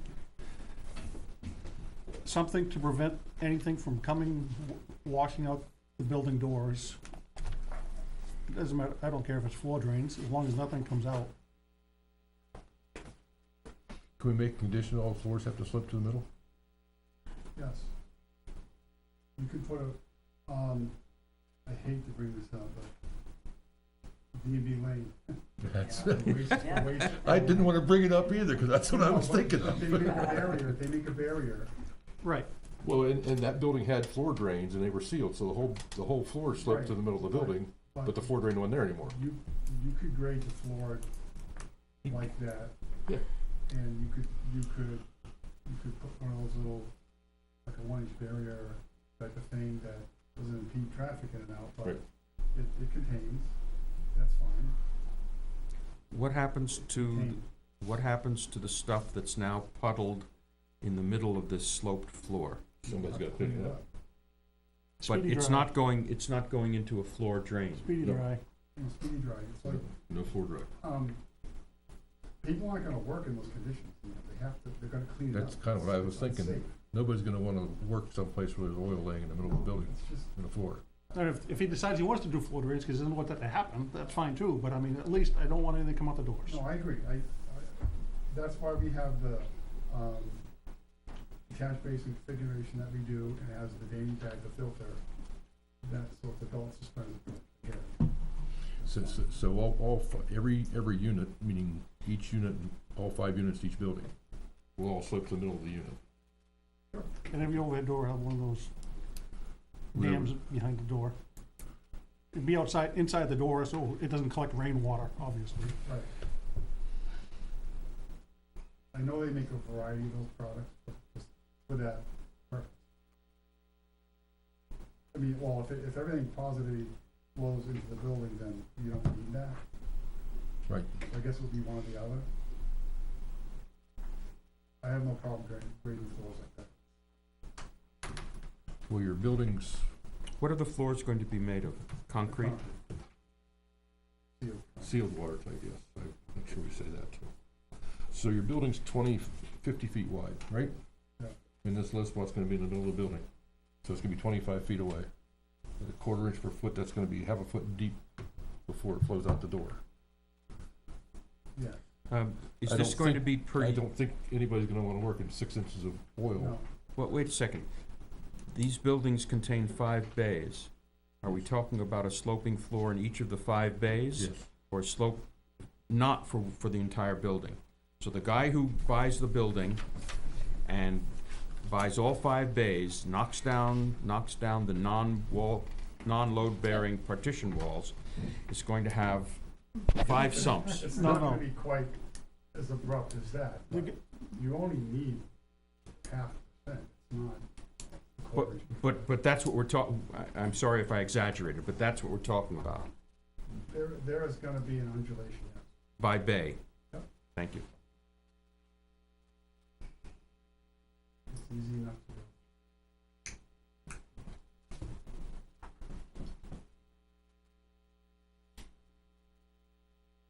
I can't imagine working in a place where it's gonna be full of whatever that liquid is, where it flows out the door. No, they'll, Especially when you have, if you're storing more than 5 gallons, it's gotta be in a second containment anyway. My father-in-law was a mechanic for 55, 60 years. Had his own shop. My brother-in-law took it over. If there's a spill, they clean it up. You can't work in it. It's not safe. it's slippery. It is very slippery on concrete. What, will any work be conducted outside? I have no idea. We need to consider that because the same kind of spill happening outside is different from it happening inside the building. You can impose those conditions. We've done it on other sites. You've agreed to it. Yep. Way it is. Open up.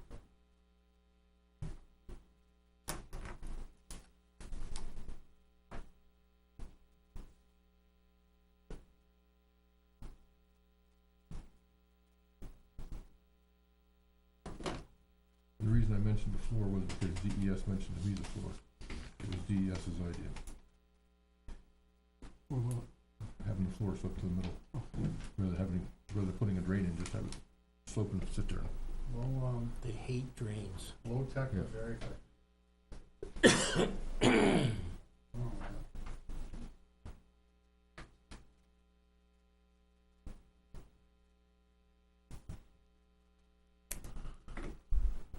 Kind of self-policing.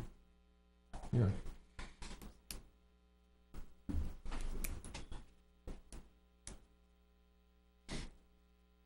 Anything else we need to discuss? Hydrologic study for, Placement of monitoring wells. Well, that was coming with the hydraulic report. yeah, that'll come, right. That's the purpose of it. You're gonna do something about manufacturing versus, Obviously, we can't do manufacturing per the definition of the ordinance. right, but we don't want there to be a battle between neighbors and these new condominium owners about what activity constitutes manufacturing. But it's in your ordinance, and I can only go by Then, your ordinance. then we will have to, if you won't, then we will have to come up with some more explicit definition of what manufacturing means according to the ordinance. Means you can change what's in the ordinance. No, we don't have to change it, we have to interpret it. Fine, interpret it. If you Okay. don't agree, you have a remedy. We can do both. Do both. No, we can't do both. We can make suggestions to the governing body to vote that way.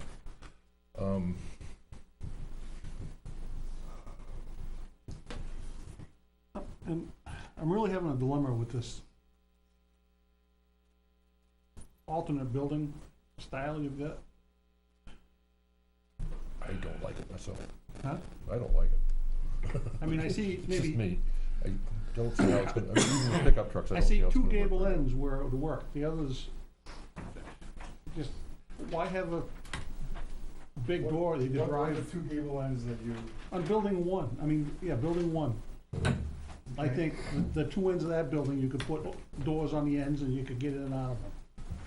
But Okay. I think that's the only building it would work on.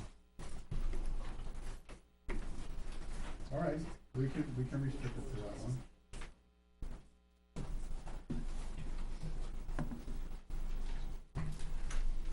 What do you think, Craig? I mean, I think it's a personal preference. I don't think the ordinance really addresses it. personally, I don't know, and it says, this has nothing to do with the ordinance, but if you have a building with 5 doors in the front, why do you need one on the side? Sounds like an expensive door for nothing. Well, You got another door right here, I'm around the corner.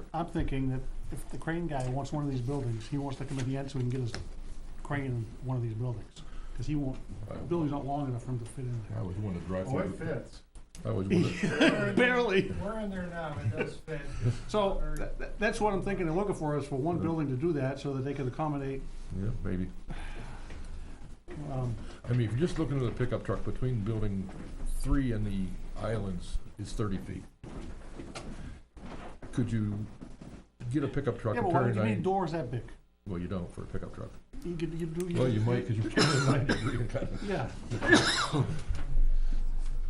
As I'm saying, for what he's showing, I mean, I think if you did on building 1, that's the only one you can reasonably get in and out of on the gables. You would clip that curb back a little bit where you come in, you'd that, open up that end, the other end.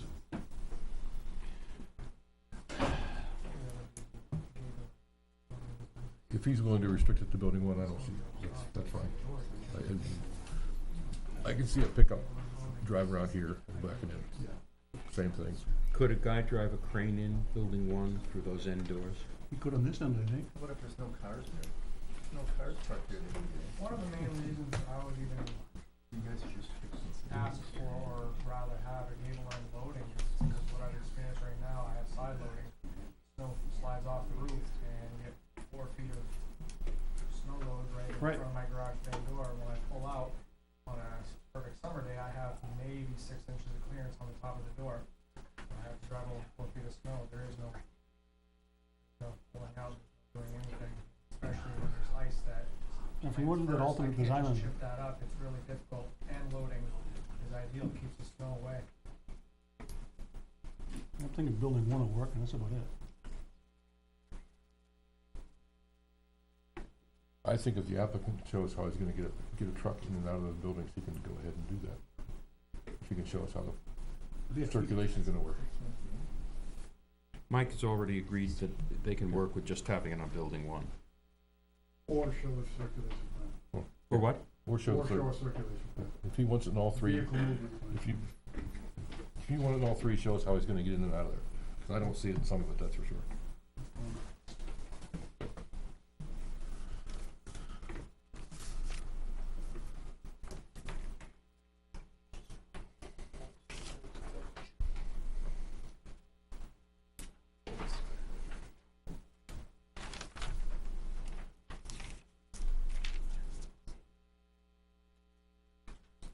We still need condo docks.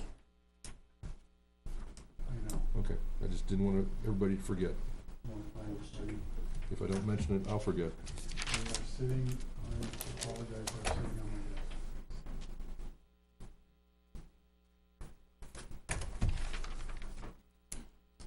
And a letter from Fireworks.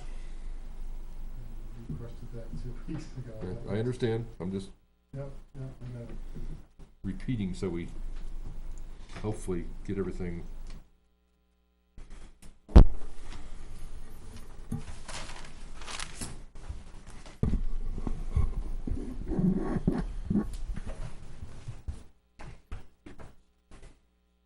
So the condo docks are gonna address the unaltered land. It's gonna address the stormwater management. It's gonna mention the monitoring wells, and there was a 4th thing I thought that I didn't. Uses, thank you. And as you know, Uses, as a surveyor, when a plan is referenced in a document, they are married. yes. So whatever's on the plan is in the document, vice versa. I just wanted to make sure it's mentioned. Will it reference a insurance policy for? Well, I think that's not necessary, because you can't undertake anything on site that's gonna pollute the water anyways, per the ordinance. But that doesn't mean it doesn't happen. Well, okay, but you have an ordinance that we're saying that we're gonna comply with. And let's assume that you don't, and that's the reason for this bond or insurance policy or something. If in fact you don't comply with the ordinance, and as a result of that not you, but the tenants or the new condo owners, and if in fact there's an impact on the aquifer, that's very expensive to repair. Is that in your purview? Can you do that? Sure. I've never seen it before. I'll I'm reread sure we Article can, but- 29 and read that in conjunction with the general language at the beginning, and my guess is that the answer is probably yes. I'm sure. How do you come up with the cost of cleaning up a spill that hasn't occurred, that we don't know when it occurs and what the cost would be. I'll check with my insurance agent friends and see if there's some sort of a way to deal with that. At the same time, if we've now made the buildings all sloped to the inside, so this, anything in the building is gonna stay in the building. Well, that'll help them keep the cost of insurance lower. And we're also saying we can't do any work outside. What's he gonna spill? It's gonna be a delivery truck? Delivering something? It's gonna be, it's It's gas gonna heat. be, It's not fuel. I'm it's just gas thinking out heat. loud. Pardon me, ma'am? What's that? Oh, I didn't hear that they can't do any work outside. Oh, yeah, I wrote that down earlier. Yeah. Yeah, but It's just, you know, if we all followed the law, you're right, it wouldn't be necessary. I don't know where you live and how you live, Neil, but I follow the law every single day. And I'm sure everybody in this room, including sure they me, do. but there are people who don't. Otherwise, we wouldn't need police. Isn't that why they're hauling a bunch of dirt away? Yeah. no, that's not why. Exactly. No, Yeah, because it's not that's a illegal. pre-existing use. It's allowed. That's good. But the point is that if, should there be a violation, the consequences to the aquifer need protection. And one of the ways to do that is to provide the financial resources to pay somebody to go in and clean it up, assuming it's possible to clean it up. Because we're no, We can't undertake anything on site that's gonna pollute the aquifer, for the ordinance. that's correct. But for those people who violate the law, why not have protection for those people Why who not have to sue live them with and the make aquifer? them clean it up? Make who? Make them clean it up. Of course, but they don't have the resources. How do you know that? If they do, they can put up a bond. At least let's look into In the what issue. amount? How do you? I'll quantify it? try to figure that out. It's all subjective, you know. I understand where you're going, but where does it end? I remember the assessor saying something about 911, one of the name on this proposed access drive. I think it's Oil Mill, isn't it? No, on the new proposed access drive, she wanted a separate name. I don't remember. Something about 911 needed a road name over there. Okay. Might wanna look at the assessor for that. Well, Remember the conversation? I don't. yeah, I've gone back in my notes pretty far already on this one. You're saying that we need to check with 911 on the name? We need the sign of the name and building numbers and unit number. Is it, I think he should check with the assessor to make sure. I think we need a new name. That whatever road is gonna be off Oil Mill Road, and it's gonna be new addresses, whatever new road is named. I think. Personally, I don't know why I can't have an Oil Mill Road address, but Yeah, I don't either. that's not my department. so you're talking not about the access road, you're talking about interior roads? This road, Oil the Mill road is, that goes underneath the power line. Oil Mill is an access road too, that's a private road, so. But it could just continue right around, it doesn't need to go and come in and continue around and into that. If this is a private road, the address No, is River, no, it'd be Oil Mill, they can still use private roads for addresses. They just can't have mailboxes on them. 911 needs to look. so you're suggesting that building 1 be I'm suggesting 40 Oil Mill Road, building number 2? Yeah, Wendy was suggesting. Wendy was suggesting this needs a new road name. Actually, it was 911 in Concord that suggested that supposedly. Whatever. That's not big on the scale of important things here. No, but I just want to make sure that we don't forget something silly and get in trouble for something like that. I shouldn't say silly. Somebody's going to watch that and I'm going to get in trouble again. What else is new?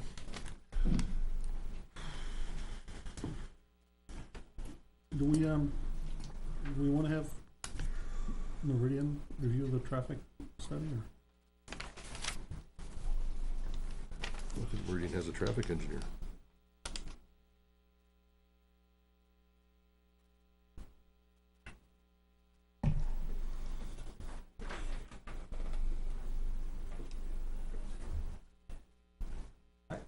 I think the issue is not, I think the issue with the traffic study is the question of whether or not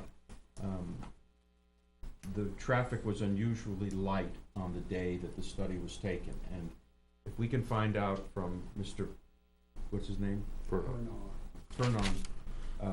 whether he took that into account because he used other information based on DOT things, or whether. It's in his report. I'm sure it's in his report, the basis of his numbers. Okay, and if, I haven't read the report, obviously. If the report indicates that he's based this on his traffic count that day, what would you suggest we do, having heard the comments that it was an unusually light traffic day? I don't know. You asked for a traffic study, we gave you one by one of the best guys around. We're gonna stand by it.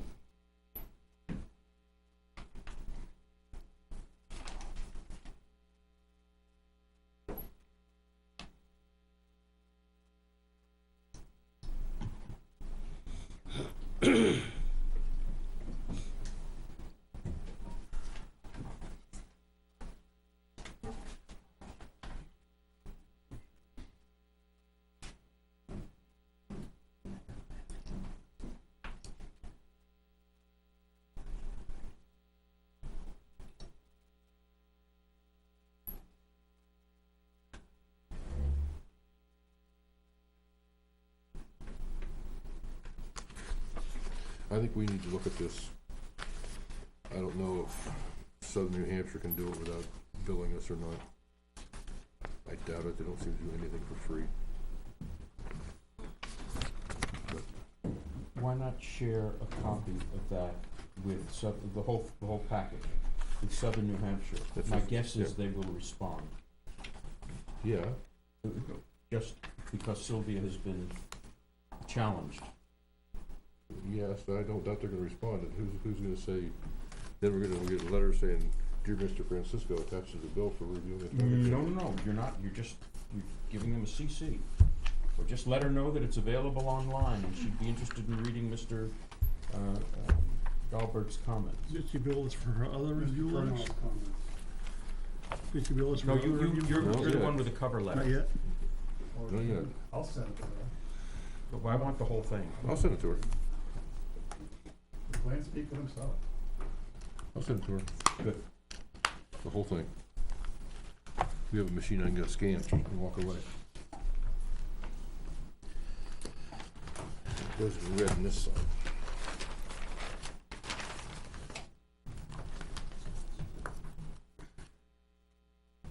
Might do a phone call first, because she seems to lose my emails.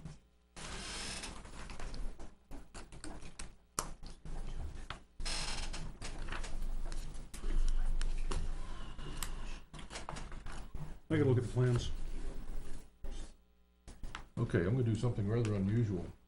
Open this back up to public comment. What did we miss? They all went away. I have one question. Please come to the podium and state your name again, sir. With the new buildings, with the proposed doors on the end of the buildings, now, I know that originally he changed it so that the doors are all gonna be in the front of the buildings so that it would keep all the noise going towards the front. How is this gonna change things now where he's got end doors? You know, as soon as you walked up there, I was thinking about headlights, Yeah. but I didn't think of noise yet. That was my concern, was now it's gonna open it up, so some of the doors will be like headed towards the village. Thank you. Thank you. The one building that would have the end load would not be heading towards the village. It would be heading roughly north. We'll look at it. It's not towards the village. And the Well, yeah, but you and the said, headlights, but you said you're gonna look at all four buildings also with traffic turning radius, so Yeah. it could be all four But- buildings. the headlights, it's 6 to 6, and there's a 150-foot vegetated buffer and additional plantings. It's And the not- 150-foot vegetative buffer is probably 15 feet below the elevation of the parking lot. Two of the houses next to it. Yeah, but you still see headlights going across. Take a look at it.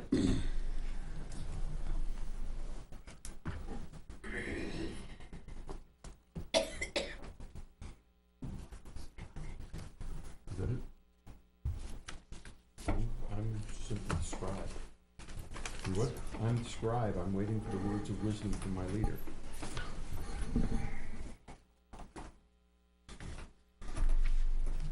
You wanna make the motion, or me too? To, continue this, I with, think we've given the last bit of direction to the client, applicant. yeah, I think we've, You agree?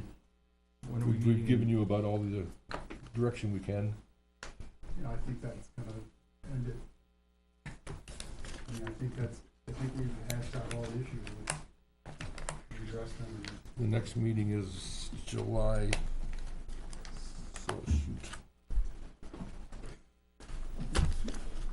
Mike, did,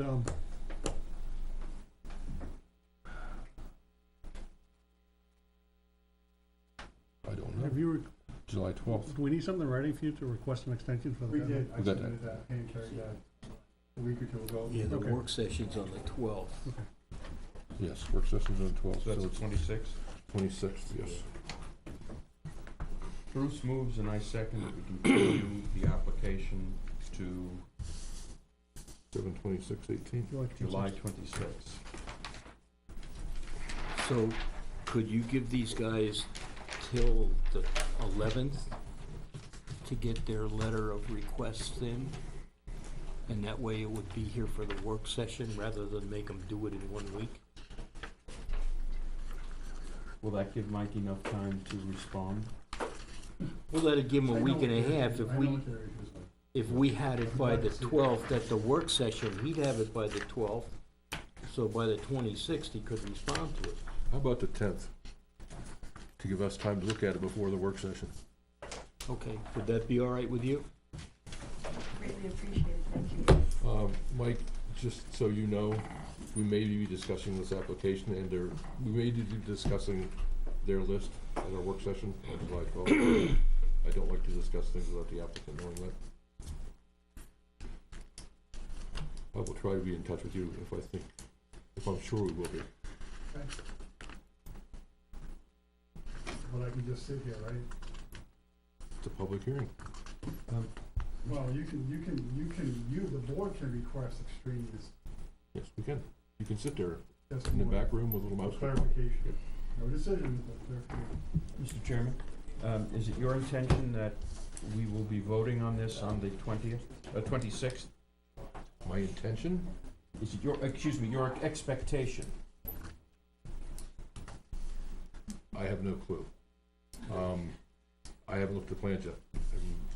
Okay. If Mike and Keith Nordstrom do the job they typically do, and the conversation with the applicant about the north end, and the hydrologic study comes out the way we think it might, there's a possibility. How's that? Okay. But without looking at, I haven't seen these plans yet. It's pretty hard to go there. I mean, the condo docs to look at, Do you want a clean set of these? I want a clean set to take home, yes. Okay. Me too. 6 or 7. Yeah, he said he has Don't you have a clean set? right here. it. Yep. There's 3 right there. I knew that, Art. Thank you for telling. Mike, the general notes on, We already continued this application. yeah, We're gonna look at some. yeah, actually, you haven't taken a vote. Is this the only section where we would put in, the hours and other things? Or is there some other section? No, that's it. That's it. Okay, No, that's it. okay. Do you have a copy of those general notes that you could email to me separately? Yep. Thank you. Do you have an 11 by 17 you could give him? Great. Yes, ma'am, I haven't made a vote yet. Is it possible for me to get a set of plans? Do we have copies available for the butters? Full-size butter plans are $5 a page. There's 17 pages. $85. Can she get 11 by 17s? If Mike would like to give her an 11 by 17, she could have one.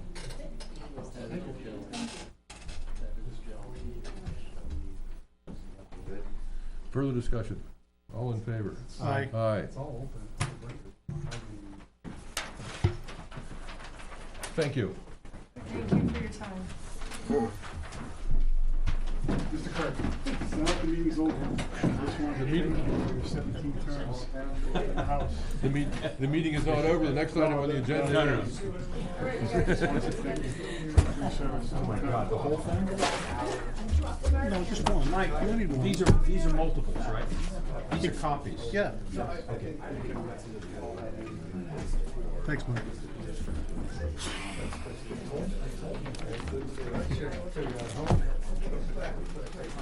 If you'd have gone home, you would have fallen asleep on it. Jesus Christ, you need a damn microphone. Yeah.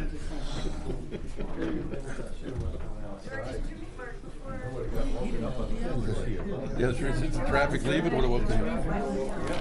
You have a traffic study going out the door right now. They're right there somewhere. Yes, you're right, got it. Yeah. Thank you.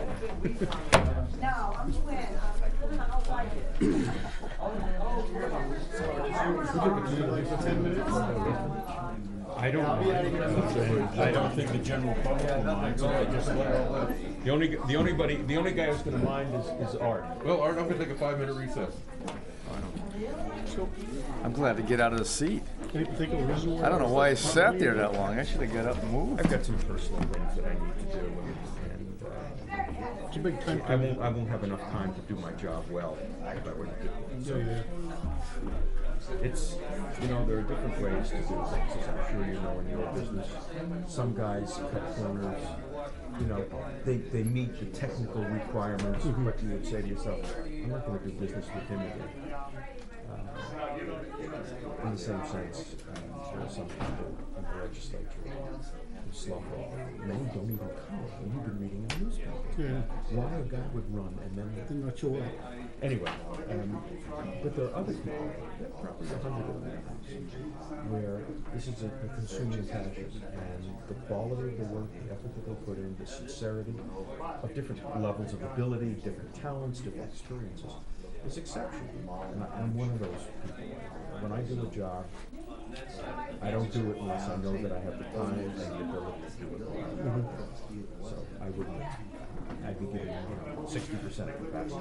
I'm not. That's not the way I want to do a job.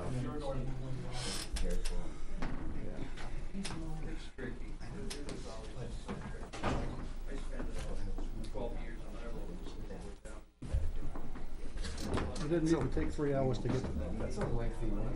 Yeah. We knew what we had to work. Anything else come up? Big When you take, if you were Dallas, would you be getting paid by the hour? Does Mike get paid for sitting here for 3 hours? No. I shouldn't say that. You get paid. I'm not getting paid. The client, when does the client pay per hours for work, or is it a $50,000 and we'll do the whole No, job? his outfit, they You do do it by realize the it's- hours. You do realize TV's on that? Yeah, we see them. But K&A, I'm sure they do it by the hour. Are they in recess? They're still Yes. on TV, though. Okay. The mic is open, Understood. but we are in recess. Okay, just one note, take a look at the letter that I gave you from Sylvia. I meant to give that back to you. That's fine, you can keep it if you need it. Right there it is. No, that's but it. But just, I think it does specifically say that they're willing to review the traffic study. Okay. Thank you.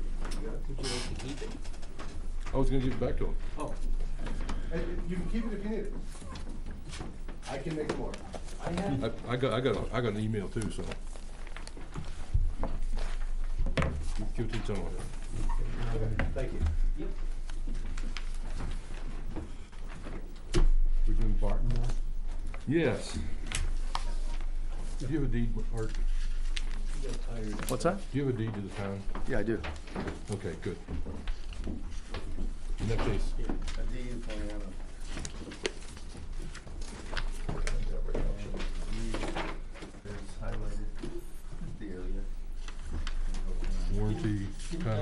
happy. send us one of those? I didn't see the deed itself, thank you. That's, She sent that? Not the one Art did. She sent us the one that was done originally. Oh, from, to the town? Right.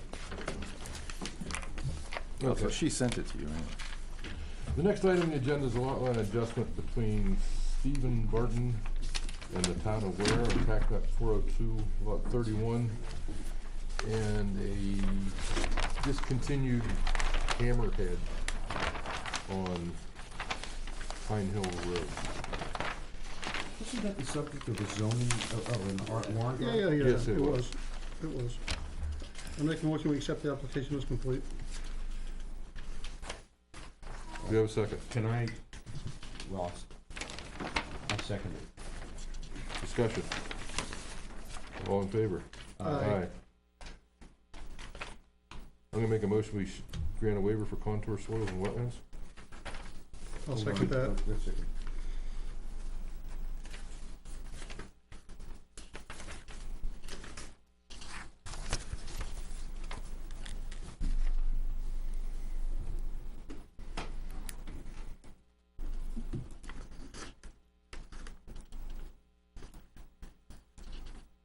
The waiver was for what?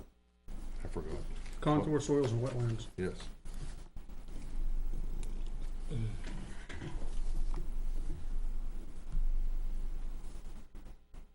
Okay. Want to ask for a vote on that? Yes. All in favor? Aye. Aye. Opposed, abstained? Now, where's my, I'm gonna make this real simple for Art. He came in with a lot line adjustment to remove this hammerhead because the town already accepted the extension of the road. He filed this lot line adjustment, in July, June, What's that? this last fall, you submitted this to us at one time? Oh, Yeah. Yeah. And since the hammerhead is part of the roadway, we couldn't do it, cause it's not quote property, it's a highway. We can't give away town property. Right. We can't deal with a highway. Right. So went to town vote, so the highway's discontinued, so it's no longer a highway. But since the town got a warranty deed, it is now town property without a highway restriction. So now he's trying to get rid of the ownership of the hammerhead to the lot. Right? correct. For RSA yabba dabba do and everybody's attorneys, this is the proper procedure for this quote lot line adjustment. There's no monuments to need to be set. Right? Looks like he's putting two in. Oh, he is putting two in. Why is he putting two in? where you say? two? Change of angle, change of direction. It probably should have been there to begin with and never were, so now he's doing it. Not there. Well, one should have, yeah, one of them should have.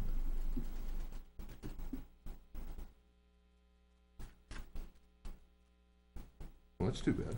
Because it was a, it was a, Yeah. I was gonna make this real simple for you. It was a hammerhead, and then, yeah, there's two angle points. So he's got two monuments to set. And they're gonna be bound.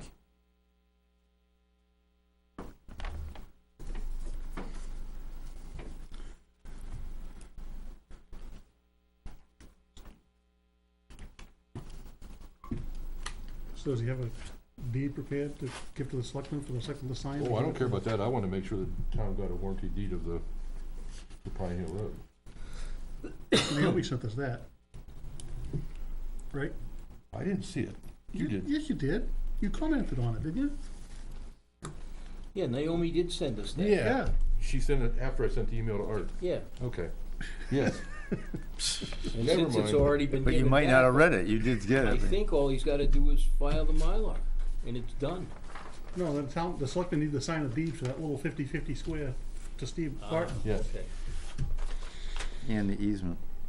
And the easement, yes. Are you ready for a motion? I'm ready. Bruce moves, Neil seconds that the application be approved. With the condition that the two granite mounds be set. Discussion? All in favor? Right. Aye. I didn't think of this, but last time when you made me set all those corners on Perkins Yeah. Pond, Be nice. I'd like to add a note to the plans. I can't add it to those, but maybe any subsequent plan, maybe this one, that when the town removes the monuments, all these monuments that you're making us set, that the town has to replace these things. And Oh, no. they do a lot of road work. You should get that. And my grass in clients are Bradford. paying for this stuff, and the town comes and removes this things and. We'll just change the ordinance then to where you have to set up a monument at the corner and a 5-foot offset perpendicular to the roadway, so it'll be preserved. So- Then you make it that. That doesn't preserve the corner. No, but we know where it was. Not really. Next. Yes, next item on the agenda is a lot line adjustment. I just lost a piece of paper I was looking for. On tax map lot 10512 and tax lot 10536 between Thurber House LLC and Winter House LLC. On Thurber Road. Thurber Road? Yep. Yes, there it is. And River Road. And Winter Road. No, it says River Road. Where does it say River Road? Where does it say And river? it's a It typo. says 41 River Road. Is that a mistake? That's Yeah. a mistake. Winter. So it should be 41 Winter Road. Yes.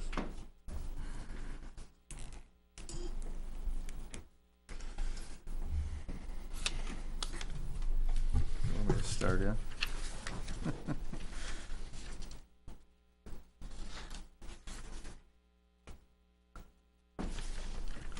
So this says 81 Winter Road on this application in Art's handwriting. So what is it, 41 or 81? 81. No, I'm sorry, I 81 apologize. is the address where she lives. Okay. My mistake. We got it. The owner, yeah, the owner's at 81. The property's at 41. It's a little confusing. It's getting late.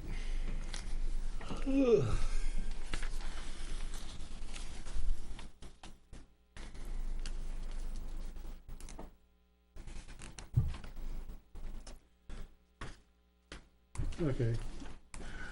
I'll make a motion, we accept the application as complete. Second. Discussion, all in favor? Aye.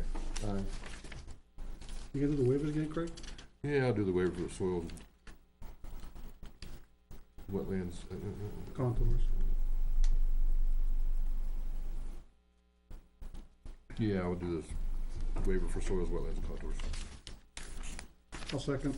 With wetland soils and contours? Yes.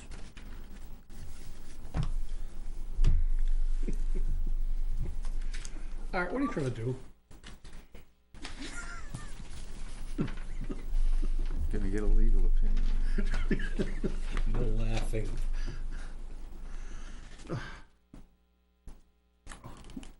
When is, You're taking two non-conforming lots and doing trying to do a lot line adjustment across the road. yeah, The areas stay the same. Wait a second.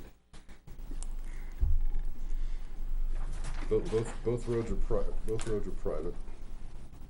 They would like the existing house on Winter Road to have some lake frontage. is, That's the And how does purpose. that work? That's the purpose of it. He's trying to get this lot to sell this to become part of this, and this lot to sell this to become part of this. yeah, Right. yeah. That's yeah. what I thought too. That's where the lot lines are, the lot line's not down the middle of Thurber Road, I mean, the Is- Thurber Road's described. Is Who it owns dis- Thurber, who owns Thurber Road? That's a good question. It's private. I don't know who Do owns they it. own the road? And do the Who people, owns a private road? That's a good question. well, no, is there an easement, is this one big parcel and an easement for Thurber Road going across the parcel? No, Uh, it's two lots. No, it's, Thurber Road was created and a bunch of lots were subdivided off of it. So the there's guy a that- right of way there, a 30-foot strip of land with lots off of it. So the guy that did that still owns the road, right? He never deeded the road to anybody It from. never got deeded, no. Was there ever a subdivision done, Oh, yeah. creating this whole? Yeah, area thing? different subdivision plans going in. Mhm. And where's the connection between lot 36 and parcel B? Yeah. There isn't one. That's the problem. I think we've gotta get Mr. Drescher to have an opinion on this. Because you ask him to do this, draw Zs across the road, saying that piece is part of that, and that piece is part of that. Well, depending on how it was done, theoretically, according to boundary law, chapter 1 in the hard road to travel, by the way, when you deed the lot, you're deeding to the center line of the road whether you want to or not, unless you simply say to the side of the road. That's kind of what I'm asking. So if the deed said, To the center of the road, if the deed said fence 125 feet to Thurber Road, even though the side of Thurber Road is 125 feet, you're still gonna go to the center of the road. Where's, what are you saying there? Where's the 125? What are you? I just pulled up the eastern boundary of lot 36. that's what I mean, if the lot line was actually the center of the road, then lot 12 and that triangle are connected. It also depends on when the subdivision was done. Pre-69, 67, something like that? Why couldn't an easement be granted, Art? If they want Probably access- good. I suggested that, but they would like to actually own it. There is already a 10-foot easement there. A 10-foot easement? Yeah, I see that on To the Right whom? away. I called it right away. I think it's an easement. I gotta look at that. To whom is, in whose favor is that easement? lot 36. 36 has an easement, 10-foot strip, Does anybody else have that easement, or just lot 36?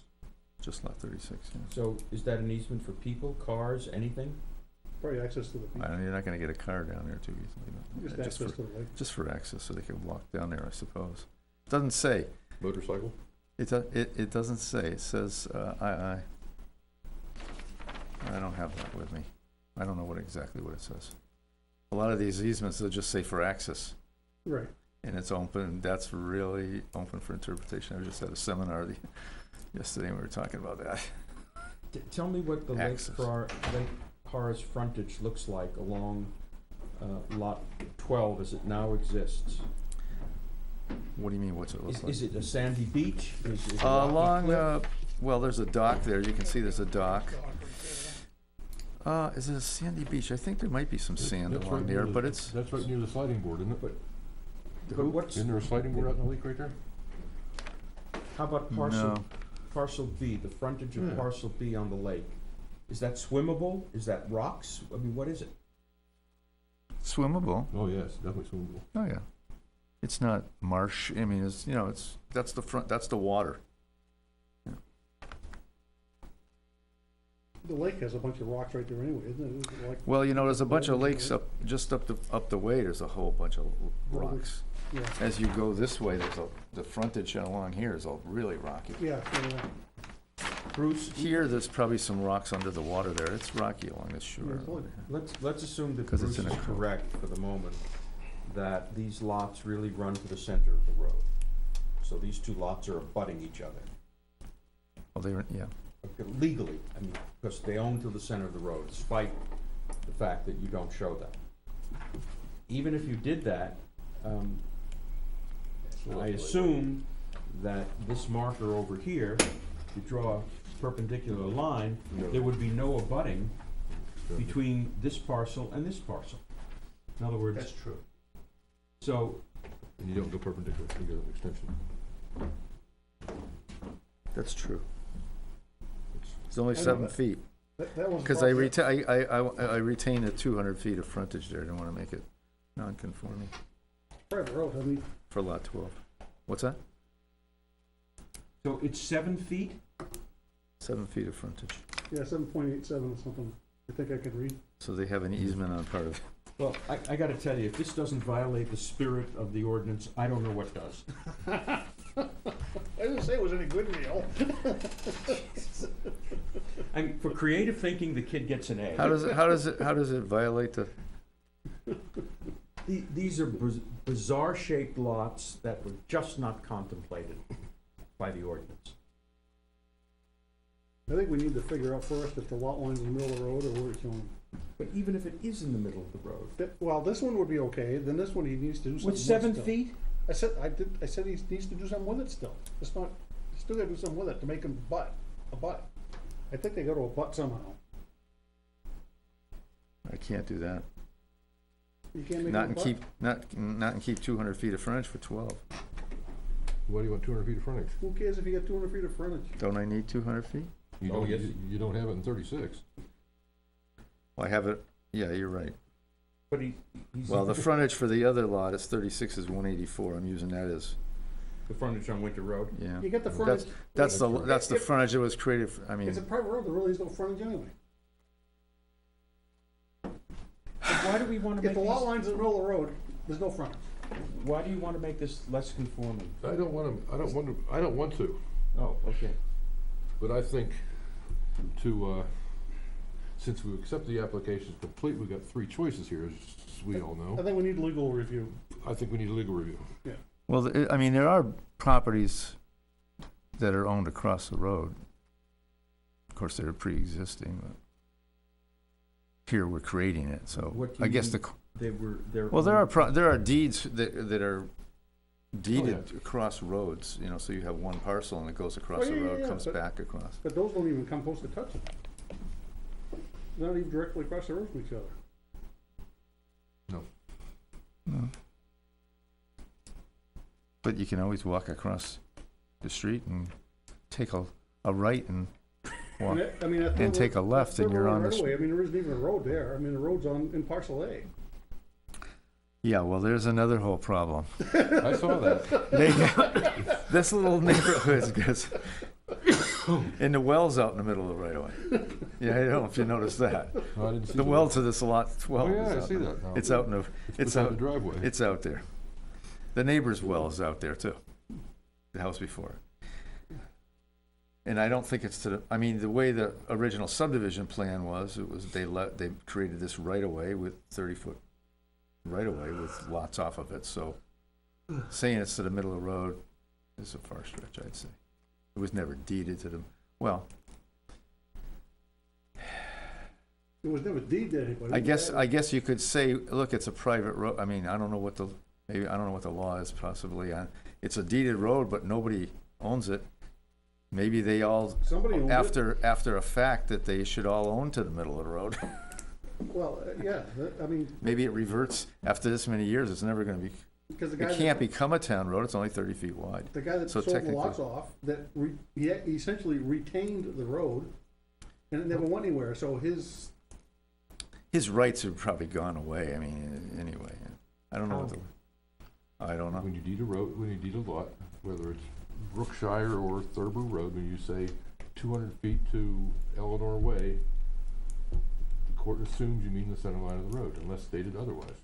It's court case after court case after court case. Even if the distance only goes to the But center. we don't it like still goes showing there. it to the center of the road. We never do. No, surveyors never do, I Yeah. agree. You mean We to create a say right that of way for it. on a You town road? probably own the center line of Well, Maple Road. I do, because that's an easement, it's, I own the whole road, Right. but, That's because you Yes. moved it. no. I'm talking about the non-moved. No, part. it's not. You had to just confuse everything, Yeah. didn't you? But Yes. I was told that the town owns the road, and I don't understand why you're now saying, the town really doesn't, the abutter owns it to the middle of the Well, road? this was never, Or just on private roads? this was never deeded to anybody. I will just about guarantee you that on Pine Hill Road, when lot 31 was sold, it said fence 198 feet to Pine Hill Road. Fence along Pine Hill Road, fence 124 feet. And if you went to the court, it would say they deeded to the center line of the road. Unless the deed to the town of Weare was first. unless what? Unless The deed was, unless it was deeded to the town before the lot was deeded out. So let's talk about Eleanor Way. That road was deeded to the town, right? Yes, And then, do the lots along Eleanor Way own to the center of Eleanor Way? because they've got deed first. no, you know, the town got the deed first, you just said. In this, No, In Eleanor Way? on Eleanor Way, the town probably got a deed first. they may have gotten the deed in the next. Well, yeah, you're talking about wait a minute, creating the lots or selling the lots out? Typically, like when I sold mine, When the first, the town got my deed. No, they didn't get my deed till, right, until they they just were got it, accepted. yeah. So whenever you sold one of your lots, it said That's 125 feet. to Well, the- yeah, so they got the So- deed, the so town the- got the so deed the lot owner- before I sold the lot. But they didn't execute it. The selectmen didn't accept it, it wasn't executed. So do you wanna send them to Yeah, I just Milford or wanna- send them home? I just wanna send this to, if, we got two choices. Oh, yeah, that's right, because I bonded it, yeah, I bonded the road, and then I started building, yeah, right, okay. We got two choices this, we Yikes. send this to Drescher. It'd probably be easier if you sent a copy of the deeds and a plan to Drescher. Or at least give them. And ask Ms. E- Hargrave even- if she's even willing to if pay for Drescher's- it. Even if Drescher says this is legitimate, I'm not voting for it. Okay. I cannot see that makes any sense in terms of the ordinance. So it doesn't matter whether it's legal or not to me. I prefer to save the money, but if you, for It's some not reason. our money. Excuse me, it's my money. I'm a taxpayer. No, Art's this gonna town. pay for it. Or- Art's He's client's gotta gonna pay for it. We're not gonna pay for Drescher. Oh, We don't pay for Drescher. Review plans, the applicant does. thank you for clarifying. Well, yeah, I'm not gonna spend our. That's not gonna change his Come on. mind, that's not gonna change his mind any. But he feels better. He feels better about it before he voted no. At least don't spend the money first. So I make a motion, we send it to, have the client pay the town attorney to review it to see if it's passes muster. I'll second the motion. So, the motion is to refer the item To see if the planning to board. town council. Yeah, To see if it meets zoning. That's the question. I guess, Yes. yeah. Would you bring me in a fresh copy, cause I sent all your 11x17. Well, I guess all I need is an 11x17. And also to Drescher can read it. continue the application to 26. I wasn't Sure, doing you want a that big motion, one? But sure. You really should have a big one. Yeah, yeah, And you got the deeds. yeah, yeah. Just before I send this, make sure she's gonna. Oh, yeah, wait till you hear from me. The motion is to refer we've already the dis- item to town council to see if it's compliant with the zoning ordinance and to continue the application to July 26th, 18. Yes. Don't remember who seconded it, did I second it? Oh, my God. Craig made the, It's gonna be Bruce another made the 3 motion, hours. you seconded. I may send it to, All in favor? Aye. Mitchell and Bates. Opposed? No. Or, Abstain? Cause The motion passes Bill's 2-1 to backed 0. up on a lot of my stuff already. Thank you. Thank you. Should we keep these? I guess we better keep this. Yeah. But Barton, you can chuck. Or you Oh, did. man, this is another 2 or 3 hours. Will I be glad when you have your new hiree? Next meeting. Right? No, that's, And it ended it'll be the July. next full meeting. It won't be the I don't work need session. this set of plans if you wanna take it, Craig, cause I got a smaller set that I gave him a I got new one set, down and this is one that's been written on. So if you wanna take a written set home with you, you can do that. I don't want it, I've gotta save 11 by 17. But don't throw this away, Chip, somebody might want it. Yeah, I'm gonna give one of these to Kevin. Good idea. Yeah, one of the abutters might want it. Share it with the man who. I make a motion to turn the microphone off. Oh, the motion is to adjourn, Yes. You just declare we're I going to declare